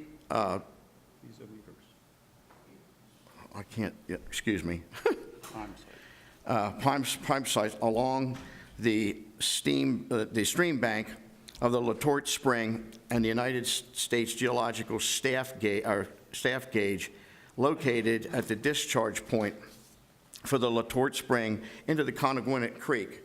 We realize that the Latort Spring is considered a high-quality cold water fishery, but to require 7 stream monitoring points is overkill. The Rusick Spring is 1.2 miles from our well 1. Our hydrologist indicated to us that it was improbable, again, I apologize, improbable that the well drawdown would impact the spring flow due to the discharge and the geology of the area, which is at Exhibit 3. We should note that the spring is at a higher elevation than the well water level, which makes it quite unlikely that well impact could affect the water recharge to the spring. I'm okay. I'm learning to adjust. Specific costs. High costs were incurred in rebuilding the Ruzick Springs, which is privately owned. Authority properly monitored this location. Over $45,000 was spent on engineering services to acquire the permits and the physically reconstruction of the dam. See Exhibit 4. A new restored dam delighted the owners, of course, but we are pretty sure that the ratepayer will not be that thrilled. I would also like to make note that the authority had to pay 2 cleanup messes from the temporary testing site, which was abandoned by the United States Army Barracks after they completed their golf course well drawdown test. The SRBC involved our 72-hour drawdown test. Due to the recharge of the discharged water raising the level in the Ruzick Springs, our water was discharged over 4,000 feet from well site 1 to an open discharge located in a farm field. The water then recharged the Ruzick Spring monitoring site another 3,000 feet away. The U.S. Army Barracks public water supply, located another 800 feet upstream from the Ruzick Spring monitoring site, showed no drawdown from our 72-hour pump test, nor did it show any recharge from our discharge. We would like to make note of an email sent to Steve Reed and ARM Group by Mr. Bob Putty, a staff member at the SRBC, which is at Exhibit 5, dated May the 4th, 2004. Please note that 2, which refers to the new Carlisle Barrack Golf Course well, showed signs of impact on Ruzick Spring. When they performed their pump test 3 years prior. Excuse me. Could it not be assumed that the golf course well drawdown monitor of the golf course well referred to by Mr. Pennant was also monitored by the authority, and no underground communication between the 2 water resources were found? It should be further noted that the authority monitoring showed showed nightly flow reductions in the Ruzick Spring, which apparently correlated with the golf course well. However, this does not seem to concern SRBC. Number 5, we have great concern with the SRBC using the expertise of an outside consultant, Mr. Jim Richendorfer, a sitting member of the LaTorte Regional Authority, the LRB, a local environmental group whose mission is to preserve and protect the LaTorte. Mr. Richendorfer submitted comments on April 22nd, 2004 on behalf of the LRB, or LRA, which can be seen in Exhibit 6, and then was employed by the SRBC to review our permit. This is clear indication on a log sign, indicated on a log sign-in sheet dated 12/22/2009, Exhibit 7. Well 1 is permitted contingently on SRBC's approval pending Ruzick Spring monitoring for 1.44 MGDs, million gallons per day. And the authority's daily water usage for 2016 was 833,000 gallons per day, or 58% of the well's capacity. But as owners, as owners of a water supply system, we need to ensure we have adequate capability in the event of a catastrophic event, pipe failure, major water break, or other supplies from South Middleton Authority simply dries up. We feel that this well is an insurance policy for our customers. The final point I would like to make is that how much money this has cost the ratepayers of Middlesex Township to date, including the cost of reconstruction of the dam, engineering costs to submit the monitoring report for Rusick Springs, which again I'll specify is privately owned. The authority has spent $177,879.35. This does not include the $20,000 per year in employee costs, which added an additional $120,000 from 2011 through 2016. Nearly $300,000 has been spent by our ratepayers to satisfy this docket requirement. In closing,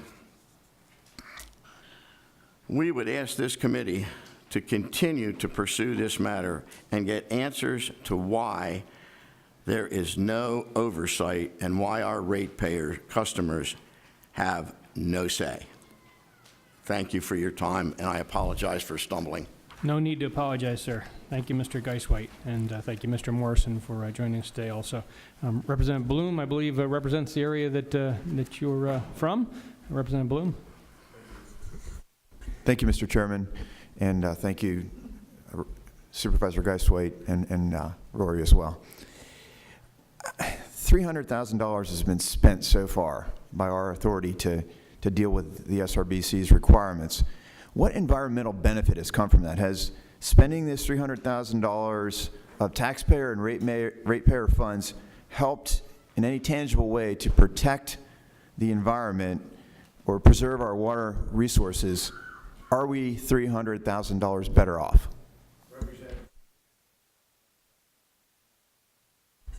Thank you. Roy wants to elaborate. He's our overall manager. We turn the microphone on, push the green light there, and pull the microphone up to you. If I think I can answer it in one word. No. If there's more to it, Mr. Morrison, our authority manager, can answer that better, but I don't know of any.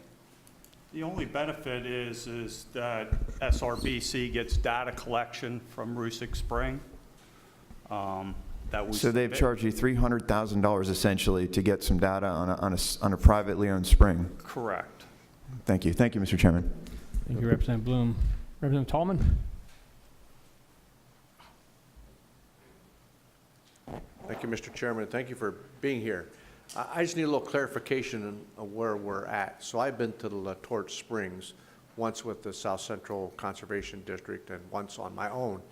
Very nice big brown trout there. Are we talking that same Watercress farm? No. No. No, the Watercress Farm is further to the south. That's in South Middleton. That's actually at the feeder spring where actually the head starts at the quarry, Bonniebrook Quarries. Out. That would be South Middleton. South Middleton. South Middleton, yeah. area, yeah. So when we were there, one of the reasons why that's such a beautiful trout stream, besides being a limestone springs, 3 of them there, is the water flow is constant volume, constant temperature. And I'm assuming, where's the spring that you've mentioned? Where's that located in relationship? Rusick Spring is right off, because I know you understand the area very, very closely. It's literally right at the border of Middlesex Township and North Middleton, right off Claremont Road, right just east of the boundary of the Carlisle Barracks. It's right in that area. And we, the township, and of course the municipal authority, we're very protective of the La Torch Spring as well. The thing that has had us puzzled with most of this is this spring is privately owned. It's been there for, who knows. Why SRBC picked that as a monitoring situation is a whole interesting thing.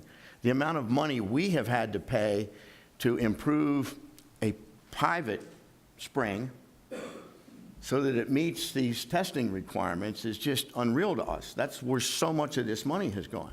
But at the same time, and I briefly mentioned it, we've got the U.S. Army War College, or the Carlisle Barracks, sitting right next door with a great golf course. But they've not been included in a lot of these testings because it's U.S. government property. So there's all these issues that come into this. We do not mind following a lot of these rules and regulations, as long as they're realistic. We still don't have an approval for this well. I mean, it's what, 12 years later? We're still playing around with monitoring this. That spring has been sold. I mean, a new family has moved in there, and nice couple. They've been very, very willing to work with us, have small children. They're floating stuff in the spring periodically. We're constantly having to check to make sure they haven't, damaged the monitoring equipment. And we just paid how much to fix additionally? Another $1,000. Another $1,000 or so, because they want to put fish in the spring. So we're required to install a weir so that the fish don't get out. I mean, it just goes on and on. And as a couple of you know me well, being chairman of the supervisors, the ratepayers aren't real thrilled about all these additional costs.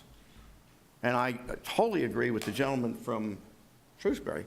There just seems to be no oversight of SRBC. Who's checking on them? They spend a lot of time checking on us. Thank you, Representative Tallman. Our final question from Representative DeLisio. Thank you, Mr. Chairman. Mr. Geisway, can you talk a little bit about this $20,000 annually for wages for an employee to check the site? Is that, that seems like a lot of money. What's involved in that's the numbers on an annualized basis? How far is the site from where the employee's going? How much time does it take? And is this a daily event? I'm going to defer to our township manager. It's about 8 miles from the municipal building, and he checks it twice a day and takes data log information from the data logger that's installed. There's a data logger that checks the weir flow into the spring, from the spring into the lead-tort.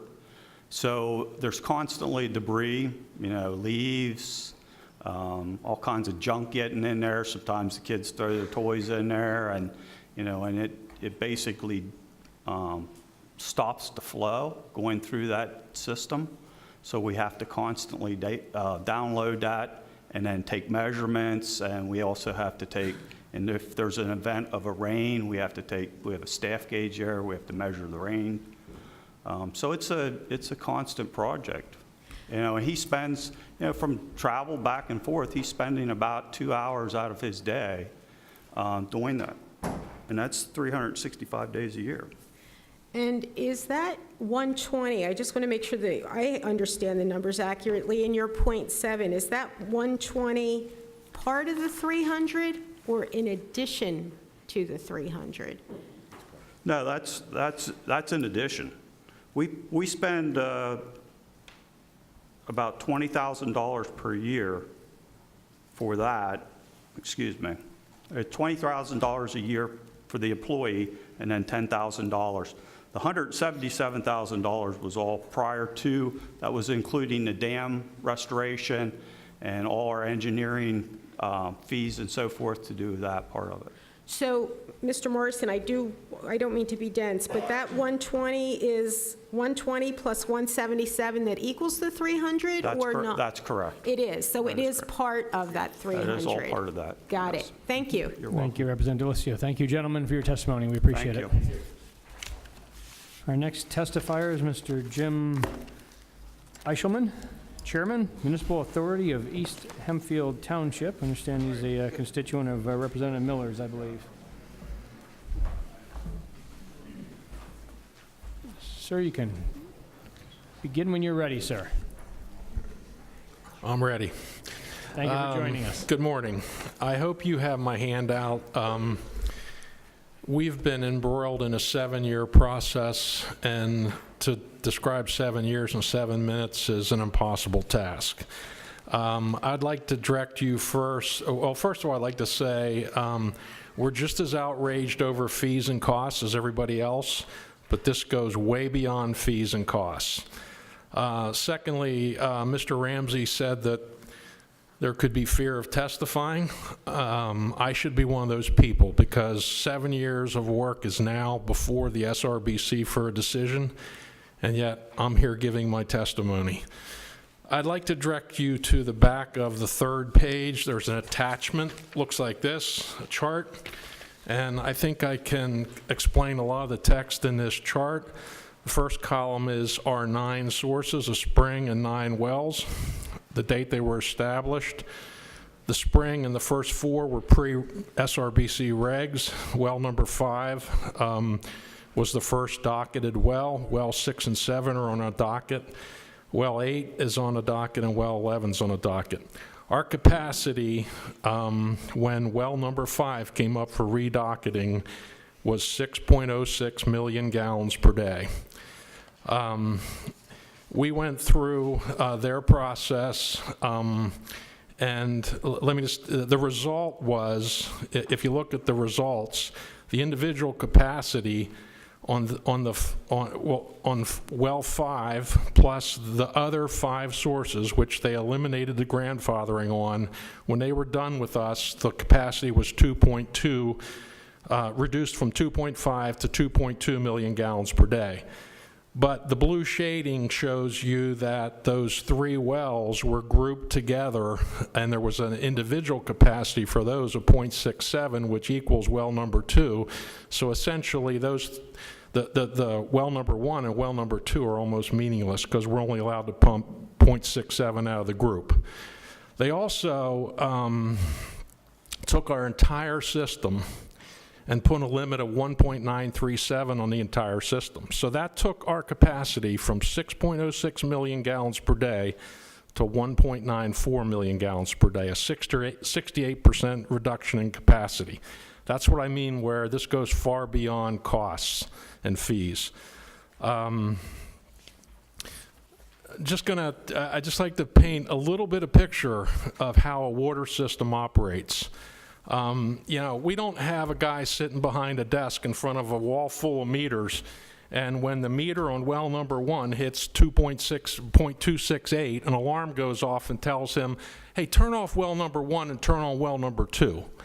There's not a meter that says, okay, well numbers 1, 2, and 3 are now approaching 0.67. The alarm goes off, time to turn those off and go to the next well. And we don't have a meter that aggregates all 9 sources and tells us when we approach 1.937. Wells are connected to pump houses.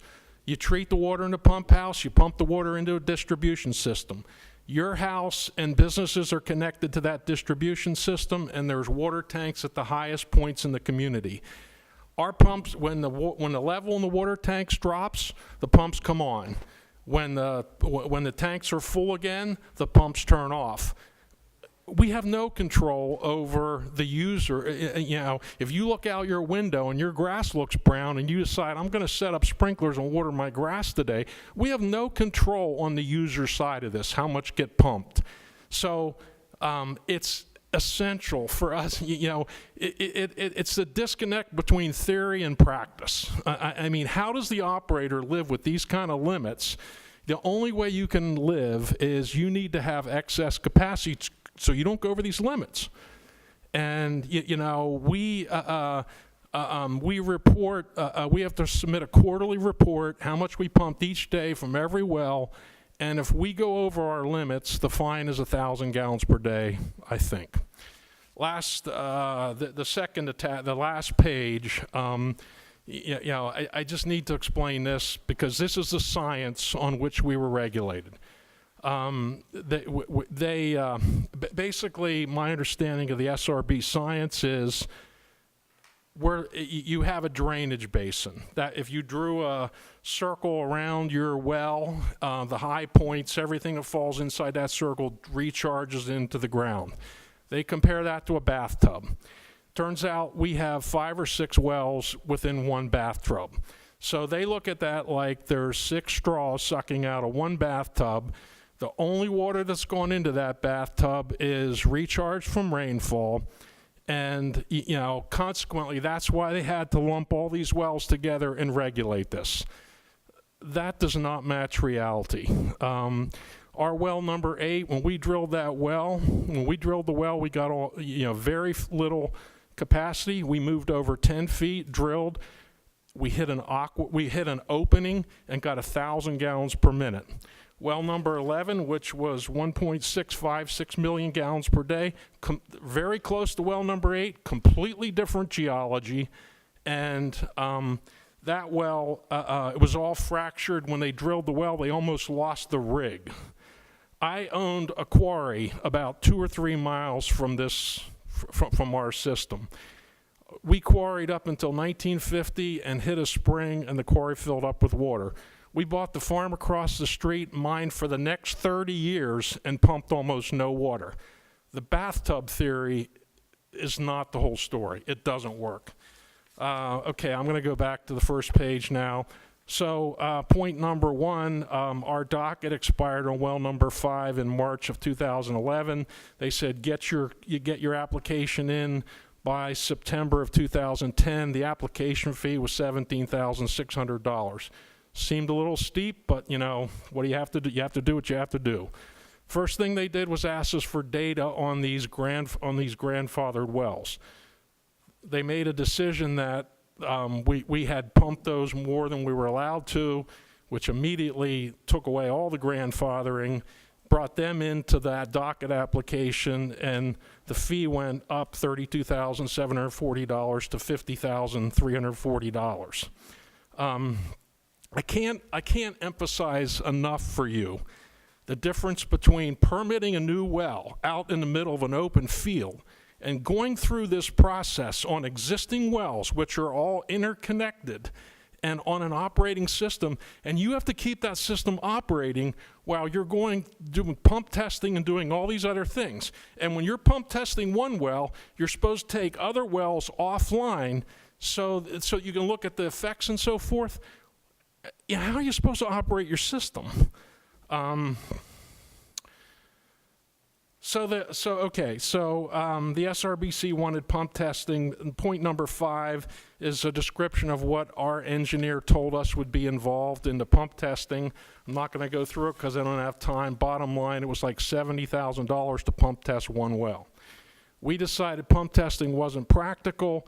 We asked to submit historical data. Of course, you know, another point I want to make. When we were going through this process, I thought we were just re-permitting. We were getting a new permit. I didn't realize that there was a game here.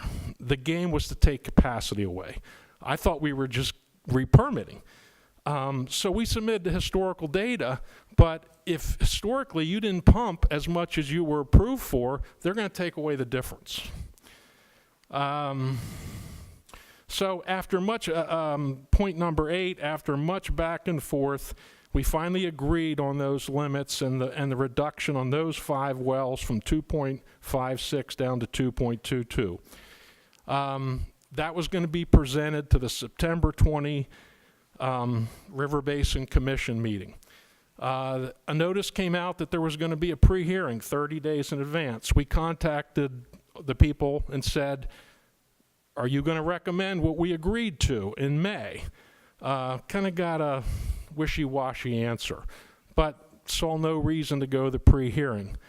They called us up and said, we would like to meet with you on August 30th. We go up there, and that's when they dropped the bombshell on us that they're putting this 1.94 cap on our entire system, taking away 68% of our capacity. 1.94 was how much we pumped in 2006. Now, if we pump 1.94 in 2006, how could we approve any more requests for water, any more capacity? They took away all of our capacity. I immediately worked through Labor Day weekend, going over all their data, writing letters. You know, we did everything we could do before the September 20th meeting, but to no avail. Thank you, sir. We're about 10 minutes into your testimony time with a few minutes left for Q&A. Could you give us a closing thought there to kind of wrap it up before we do a few questions? I understand you have a lot of passion for it, and you've been put through the ringer, it seems, and Yeah. didn't mean to cut you off there, but you have a good bit of information. I would just still. like a minute to talk about 14. So they rendered this decision at the commission. We appealed the decision, and we went to the next commission meeting in December. And this gets to due process. Points A, B, C, and D. The chairman of the commission called their attorney and said, present the information regarding this appeal. Then the chairman calls up our attorney and he cautioned him that the commissioners were already fully briefed on this matter and to be as brief as possible in presenting our case. At the conclusion of his presentation, somebody read a prepared statement and made a recommendation to deny the appeal. In our attorney's words, based on comments by the chairman to the SRBC's attorney, the reasoning of the commission was that although they followed to fail their own regulations, you can read it, such errors were harmless because the authority now has the opportunity to perform testing that will enable the commission to develop a reasoned result. We've been working for 4.5 years, done operational testing. We've spent $423,000 through the end of April on third-party fees. That doesn't include any of our internal costs or time. $423,000, and we have a submission in front of them to find out if they're going to give us any of that capacity back. You can read my conclusions, my concluding points for yourself. Thank you, sir. Representative Ryan.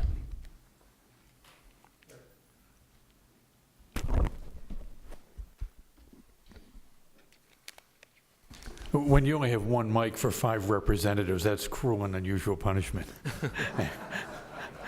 or perhaps it's actually beneficial for you all. Mr. Ashman, thank you. First of all, I used to live in East Hempfield Township, so thank you very much.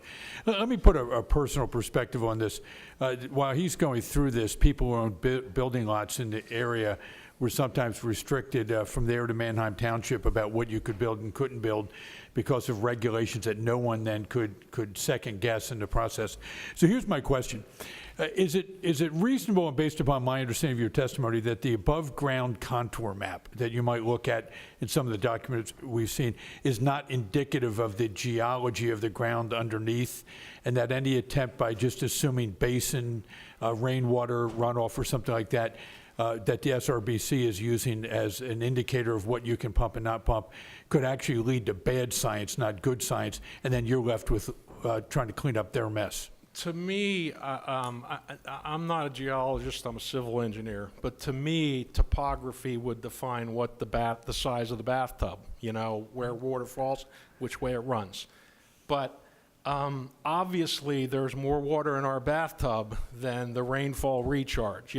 What they do is they take the average rainfall, they multiply that by 0.6 and call that the 1 in 10 year drought rainfall, and you can't have more than that. That's the limit. There are underground aquifers coming into that area. There is so much water there. We've proven that through the pump testing. I don't know what conclusion they're going to reach, but our geologist says it's a no-brainer. That 6 million gallons was there. Yeah, I've done in my practice, I specialize in keeping companies out of bankruptcy, and in a lot of cases we've had to do environmental cleanup. And in the geology in this particular area, it's a real mistake to presume that the topography where we live is indicative of what the underground is. And I reinforce your point. You are absolutely correct. But there's even a bigger hammer here. If you prove there's more water in that bathtub than they say, well, then what they say is, oh, well, then the bathtub must be bigger. So they change the boundaries of the bathtub, and your next source has to be outside the bathtub. So, if we prove that the water's there that we said was there, they're going to move out the boundary, and that means we might have to go miles away to drill the next, beyond, even outside of our system, to find our next source. And another thing I didn't say here was, in the course of this, we added up all the development demands in our area and said there was 6 million gallons of demand. So what they did was they rendered their decision. They took away 4 million gallons, and then they said, oh, and by the way, a special condition in the docket is provide us a plan of how you're going to provide that 6 million gallons. Thank you, sir. Thank you very much. Mr. Chairman, thank you. Thank you, Representative Ryan. That's all the time we have for this testifier. Thank you, sir, for your testimony today. We appreciate it. Our next and last testifier is Mr. Matt Battersby, Esquire, the solicitor for East Berlin Area Joint Authority. Thank you for joining us, sir. You can begin when you're ready, sir. Thank you, Mr. Chairman. Hope I have this on. Yes, I do. Ready? I am going to read my testimony. I'm used to reading things into records in my profession. My name is Matthew Battersby. I'm here on behalf of East Berlin Area Joint Authority. Small town of East Berlin is located along the Conewaga Creek in eastern Adams County, Pennsylvania. As a result of its geographical location, it falls within the area jurisdiction of the Susquehanna River Basin Commission. From approximately the 1890s and going forward, the town of East Berlin has supplied water to its residents. Some of the town's wells go all the way back to the 19th century. Just a couple of years ago, a developer who had planned to hook into the town's sewer and water system went bankrupt. As a result thereof, East Berlin acquired a water well site and that the developer intended to dedicate to the town's water system. Excuse me, sir. Yes. Excuse me, the audience would please suspend any conversations, and if you have a conversation, please take it outside and allow our testifier to testify conversation-free. Sorry for the interruption, sir. Thank you, Mr. Chairman. As I said, East Berlin's municipal authority decided to add this one additional well to supply its water. As a result, the authority's municipal engineers, Buchart Horn, applied for all necessary permits with Pennsylvania Department of Environmental Protection and proceeded to do all the pumping tests required by DEP for a fully licensed municipal-owned water well. DEP reviewed all test data, engineering reports submitted on behalf of East Berlin, and granted the necessary permits. What happened next is why I'm here today. SRBC contacted the municipal authority and demanded that we do an additional aquifer testing via video step test, test plan, pumping tests, and address comments submitted by SRBC, amend the data and submission given to SRBC 3 times. The total additional engineering cost over and above what East Berlin spent pumping and test results given to DEP was $155,050. A copy of that bill is attached. Not only did East Berlin incur additional engineering costs to satisfy the additional redundant tests demanded by SRBC, they also paid SRBC $12,960 just to have SRBC read the aquifer test results and plans submitted to them. Copies of the checks are attached to my testimony. Finally, in addition to what was required to SRBC's approval to use the water well, East Berlin was billed an annual compliance fee of $1,100, which East Berlin paid to SRBC under protest. Annual fee is nothing more than a consumption tax, which is derived by the number of gallons of water being withdrawn from the new well. This is no different than a tax paid by someone at a gas pump when filling up the car. This annual fee is a mandatory fee based upon the gallons consumed. I wish to note that SRBC could have obtained most of the information they requested from DEP, but instead to demand additional testings, etc., from East Berlin, driving up the cost, permitting the well to additional $155,000, plus their fees of nearly $13,000. This is a clearly duplication of government and mandated requirements. East Berlin's municipal authority supplies water to just over 700 customers. The cost stated may seem small to a large public utility company, but to a small municipal authority, the costs are not small. East Berlin and other small towns throughout SRBC area of operation are caught up in the system of never-ending tests, reviews, planning reports, and attendant fees. East Berlin was forced to borrow money from Penvest in part to pay for the additional costs and fees generated by SRBC. This is quite simply an extra bureaucratic expense and burden upon the citizens of Pennsylvania who are unfortunate enough to live within the SRBC jurisdiction. Nothing that SRBC demanded from East Berlin filled one extra glass of water. It is interesting to note that pursuant to federal law 43 United States Code, section 1962(1)(6), river basin commissions such as SRBC are supposed to be funded by the federal government with the remainder of their annual budget funded via the state appropriations. To date, it appears the federal government has chosen not to fund SRBC with annual contributions. So what has SRBC done to make up the financial shortfall? They have written their own fee schedules, have extracted the money in the form of annual compliance fees, wellhead extraction consumption taxes, and fines and penalties. Since the overwhelming majority of the Susquehanna River and the SRBC jurisdiction falls within the borders of Pennsylvania, the majority of the penalties, fines, fees are paid by Pennsylvania citizens. SRBC claims to be a federal agency or quasi-federal agency, yet who has oversight or control over the SRBC charges in the way of taxes and fees?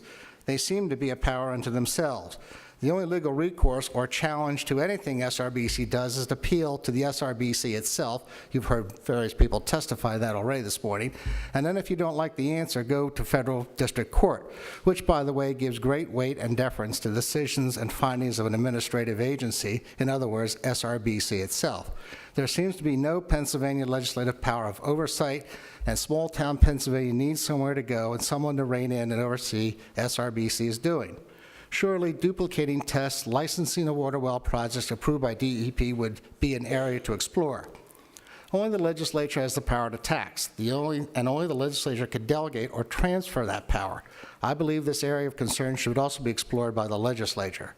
Pennsylvania water law has traditionally and to this day followed the common law of riparian rights. Most cases establishing riparian rights in Pennsylvania hold that the water that percolates through the earth but does not follow a well-defined channel belongs absolutely to the owner of the land over which it passes. But where water follows a well-defined channel, either above or below the surface, the owner of the land it passes has only a qualified right to use it. Pursuant to the Fifth Amendment of the United States Constitution, the government, be it local, state, or national, cannot take private property without rendering what's called just compensation to the owner of that property. When a government agency passes regulations that essentially take property rights away, it's called inverse condemnation. If groundwater is a property right owned by the landowner, then how can SRBC simply charge annual consumption tax and fees, or in the extreme, deny or limit a person the right to extract water from their own groundwater resources without just compensation? Governments can tax private property and they can tax mineral extraction if they wish, but the power to tax resides solely with the Pennsylvania legislature or the United States Congress. Only those bodies have been given the power by the people. Finally, Section 2, Article 8, Pennsylvania Constitution states, and I'll quote it, it's short, all taxes shall be uniform upon the same class of subjects within the territorial limits of the authority levying the tax and shall be levied and collected under general laws. SRBC levied fees and taxes on public water wells that yield over 100,000 gallons and upon PUC water companies. SRBC does not tax or charge individual homeowners, wells, farms, etc. Where is the uniformity and fairness in that? Only the residents who are supplied water via a public utility company or municipal water authority are forced to bear the tax burdens placed upon the SRBC. I'm now available to take any questions. Thank you, sir. We appreciate you sitting through all the other testimony before you finally gave yours as the last testifier, so thank you for being here today. And I understand that you're representing East Berlin, who is from Representative Miller's district, I believe. Representative Tallman's district. Representative Tallman, would you have any question for Mr. Battersby? Well, Matt and I have had many conversations over the years. East Berlin's actually Dan Mal's hometown. But I just thank you for being here, understand, and if you've ever read the testimony when they debated in 1968 in the Pennsylvania House, the joining of the Susquehanna River Basin Commission, it wasn't called states' rights back then, but many members of the House said we were giving up our state's sovereignty. Thank you. Yep.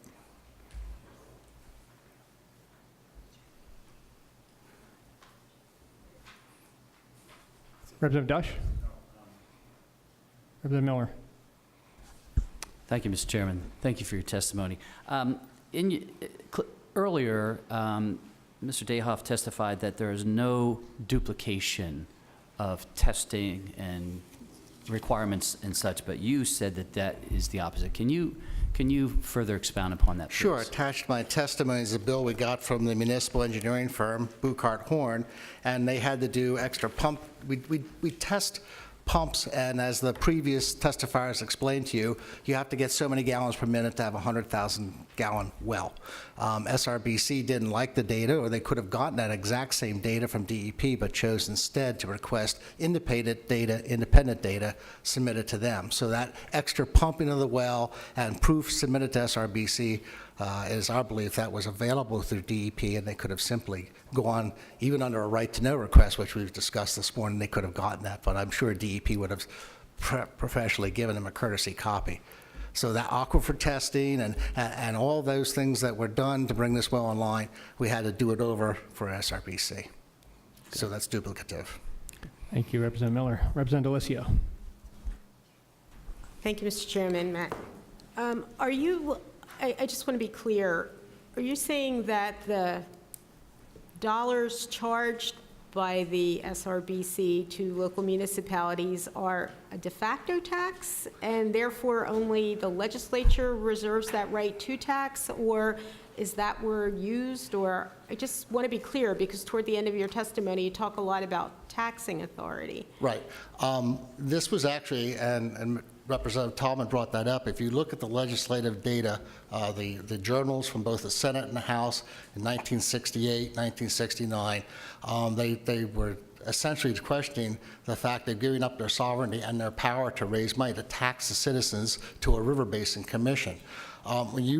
Certainly when you go to the gas pump and you pump a gallon of gas in your car, you pay something called a liquid gas tax, which then is distributed to municipalities. Many of the municipalities that testified here this morning are being taxed on a consumption basis, a fee to SRBC. I don't care if you call it a fee, a toll, a charge. If a government charges me money, and then if I don't pay it, I'm subject to a penalty, subject to interest and subject to fines, that's what's called a tax. So it's the same thing as, I pay a local school tax on my real estate. I pay, now, if it's a fee, if it's truly a fee, like getting on the Pennsylvania Turnpike, I can choose not to go to the Pennsylvania Turnpike. I can try Route 30 all the way across the state, God help me, and I'll get there a lot faster, and I'll pay the fee. But a tax is something that's levied against the citizens in order to support a government entity, and that's what this is. And my testimony here this morning is that this is in fact a tax, and I think the legislature couldn't have given that power away. It's clearly in the Constitution that only the legislature can raise taxes inside the Commonwealth, and they do not have the power to delegate it or give it away to some other body. Thank you. And by the way, Route 30 is the prettier ride, particularly through Adams County. Thank you, Representative Delicio. Representative Mowell. Thank you, Mr. Chairman. Thank you, Matt, for being here today. You touched on something in here that I just recently read in a court case actually held up by the Supreme Court in 1889 that basically says water under your land is absolutely your water, and you have the right to do with it as you please. That's been the historic common law of Pennsylvania, yes. Correct. So in your legal profession, if somebody charges you to use something that you own coming out of your land, do they have the right to actually do that even though they're going under the guise of a compact? Does that, in your legal opinion, does a federal/state compact supersede a Supreme Court decision? Not when it comes to groundwater. I think that's where I'm focusing is the criticism here is that they are, in fact, charging people to take the groundwater. And you'll note that SRBC only goes after the low-hanging fruit, namely the municipal wells that are licensed through DEP. I don't know, you might have a minor revolution out there if you went through the entire Susquehanna River Basin and went to every individual landowner and farmer and said, we're now going to charge you to take the water out of your land. I think you might get quite a bit of pushback on that one. In a sense, those municipal wells are those landowners, just like the municipal wells that belong here in Shrewsbury. Every single resident of this town owns that well. And not only that's my point. And the town that bought those wells back in the 1890s in East Berlin. They purchased them from a private owner. Thank you, Mr. Chairman. Thank you, Representative Mowell. Any other members? Representative Dush.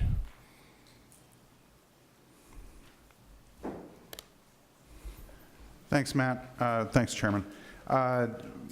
In your testimony, it was brought up that pursuant to the Fifth Amendment of the U.S. Constitution, the government, be it local, state, or national, can not take private property without rendering just compensation to the owner of that property.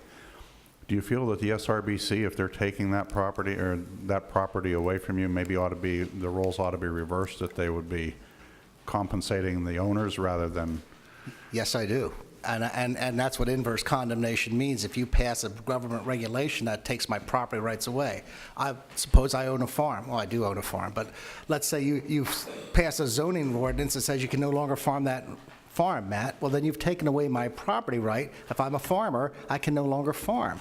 And I'm entitled to that just compensation. Similarly, SRBC passes all sorts of regulations, and they're taking, if water is a property right, and I contend that it is, then they maybe should be paying the property owners for that, not the other way around. Thank you. I agree. Thank you, Chairman. Thank you, Representative Dush. Thank you, sir, for your testimony. Thank you very much, sir. You're welcome. And thank you, the members, for your time. This is the second hearing that we've had on this issue. I'm planning an informational meeting with the members of the State Government Committee, probably not this week, but probably sometime during the next several weeks, depending on schedules and budget schedule. But I'd like to get the members of the committee together, and certainly would invite members back to be at that informational meeting. They have an interest in the issue that have made time to come out to hearings, but we'll look forward to talking and hearing everyone's thoughts after receiving all of this testimony, that we still have additional questions that have been raised through some of the testimony, I'm sure. I know I have some, and just from talking to members have further questions. So we'll look forward to talking and discussing the testimony and talking about how we can change this atmosphere in Pennsylvania related to the commission. So thank you to the members for your time. Motion by Representative Ryan to adjourn, seconded by Representative Dush. This meeting is adjourned. Everyone have a great day.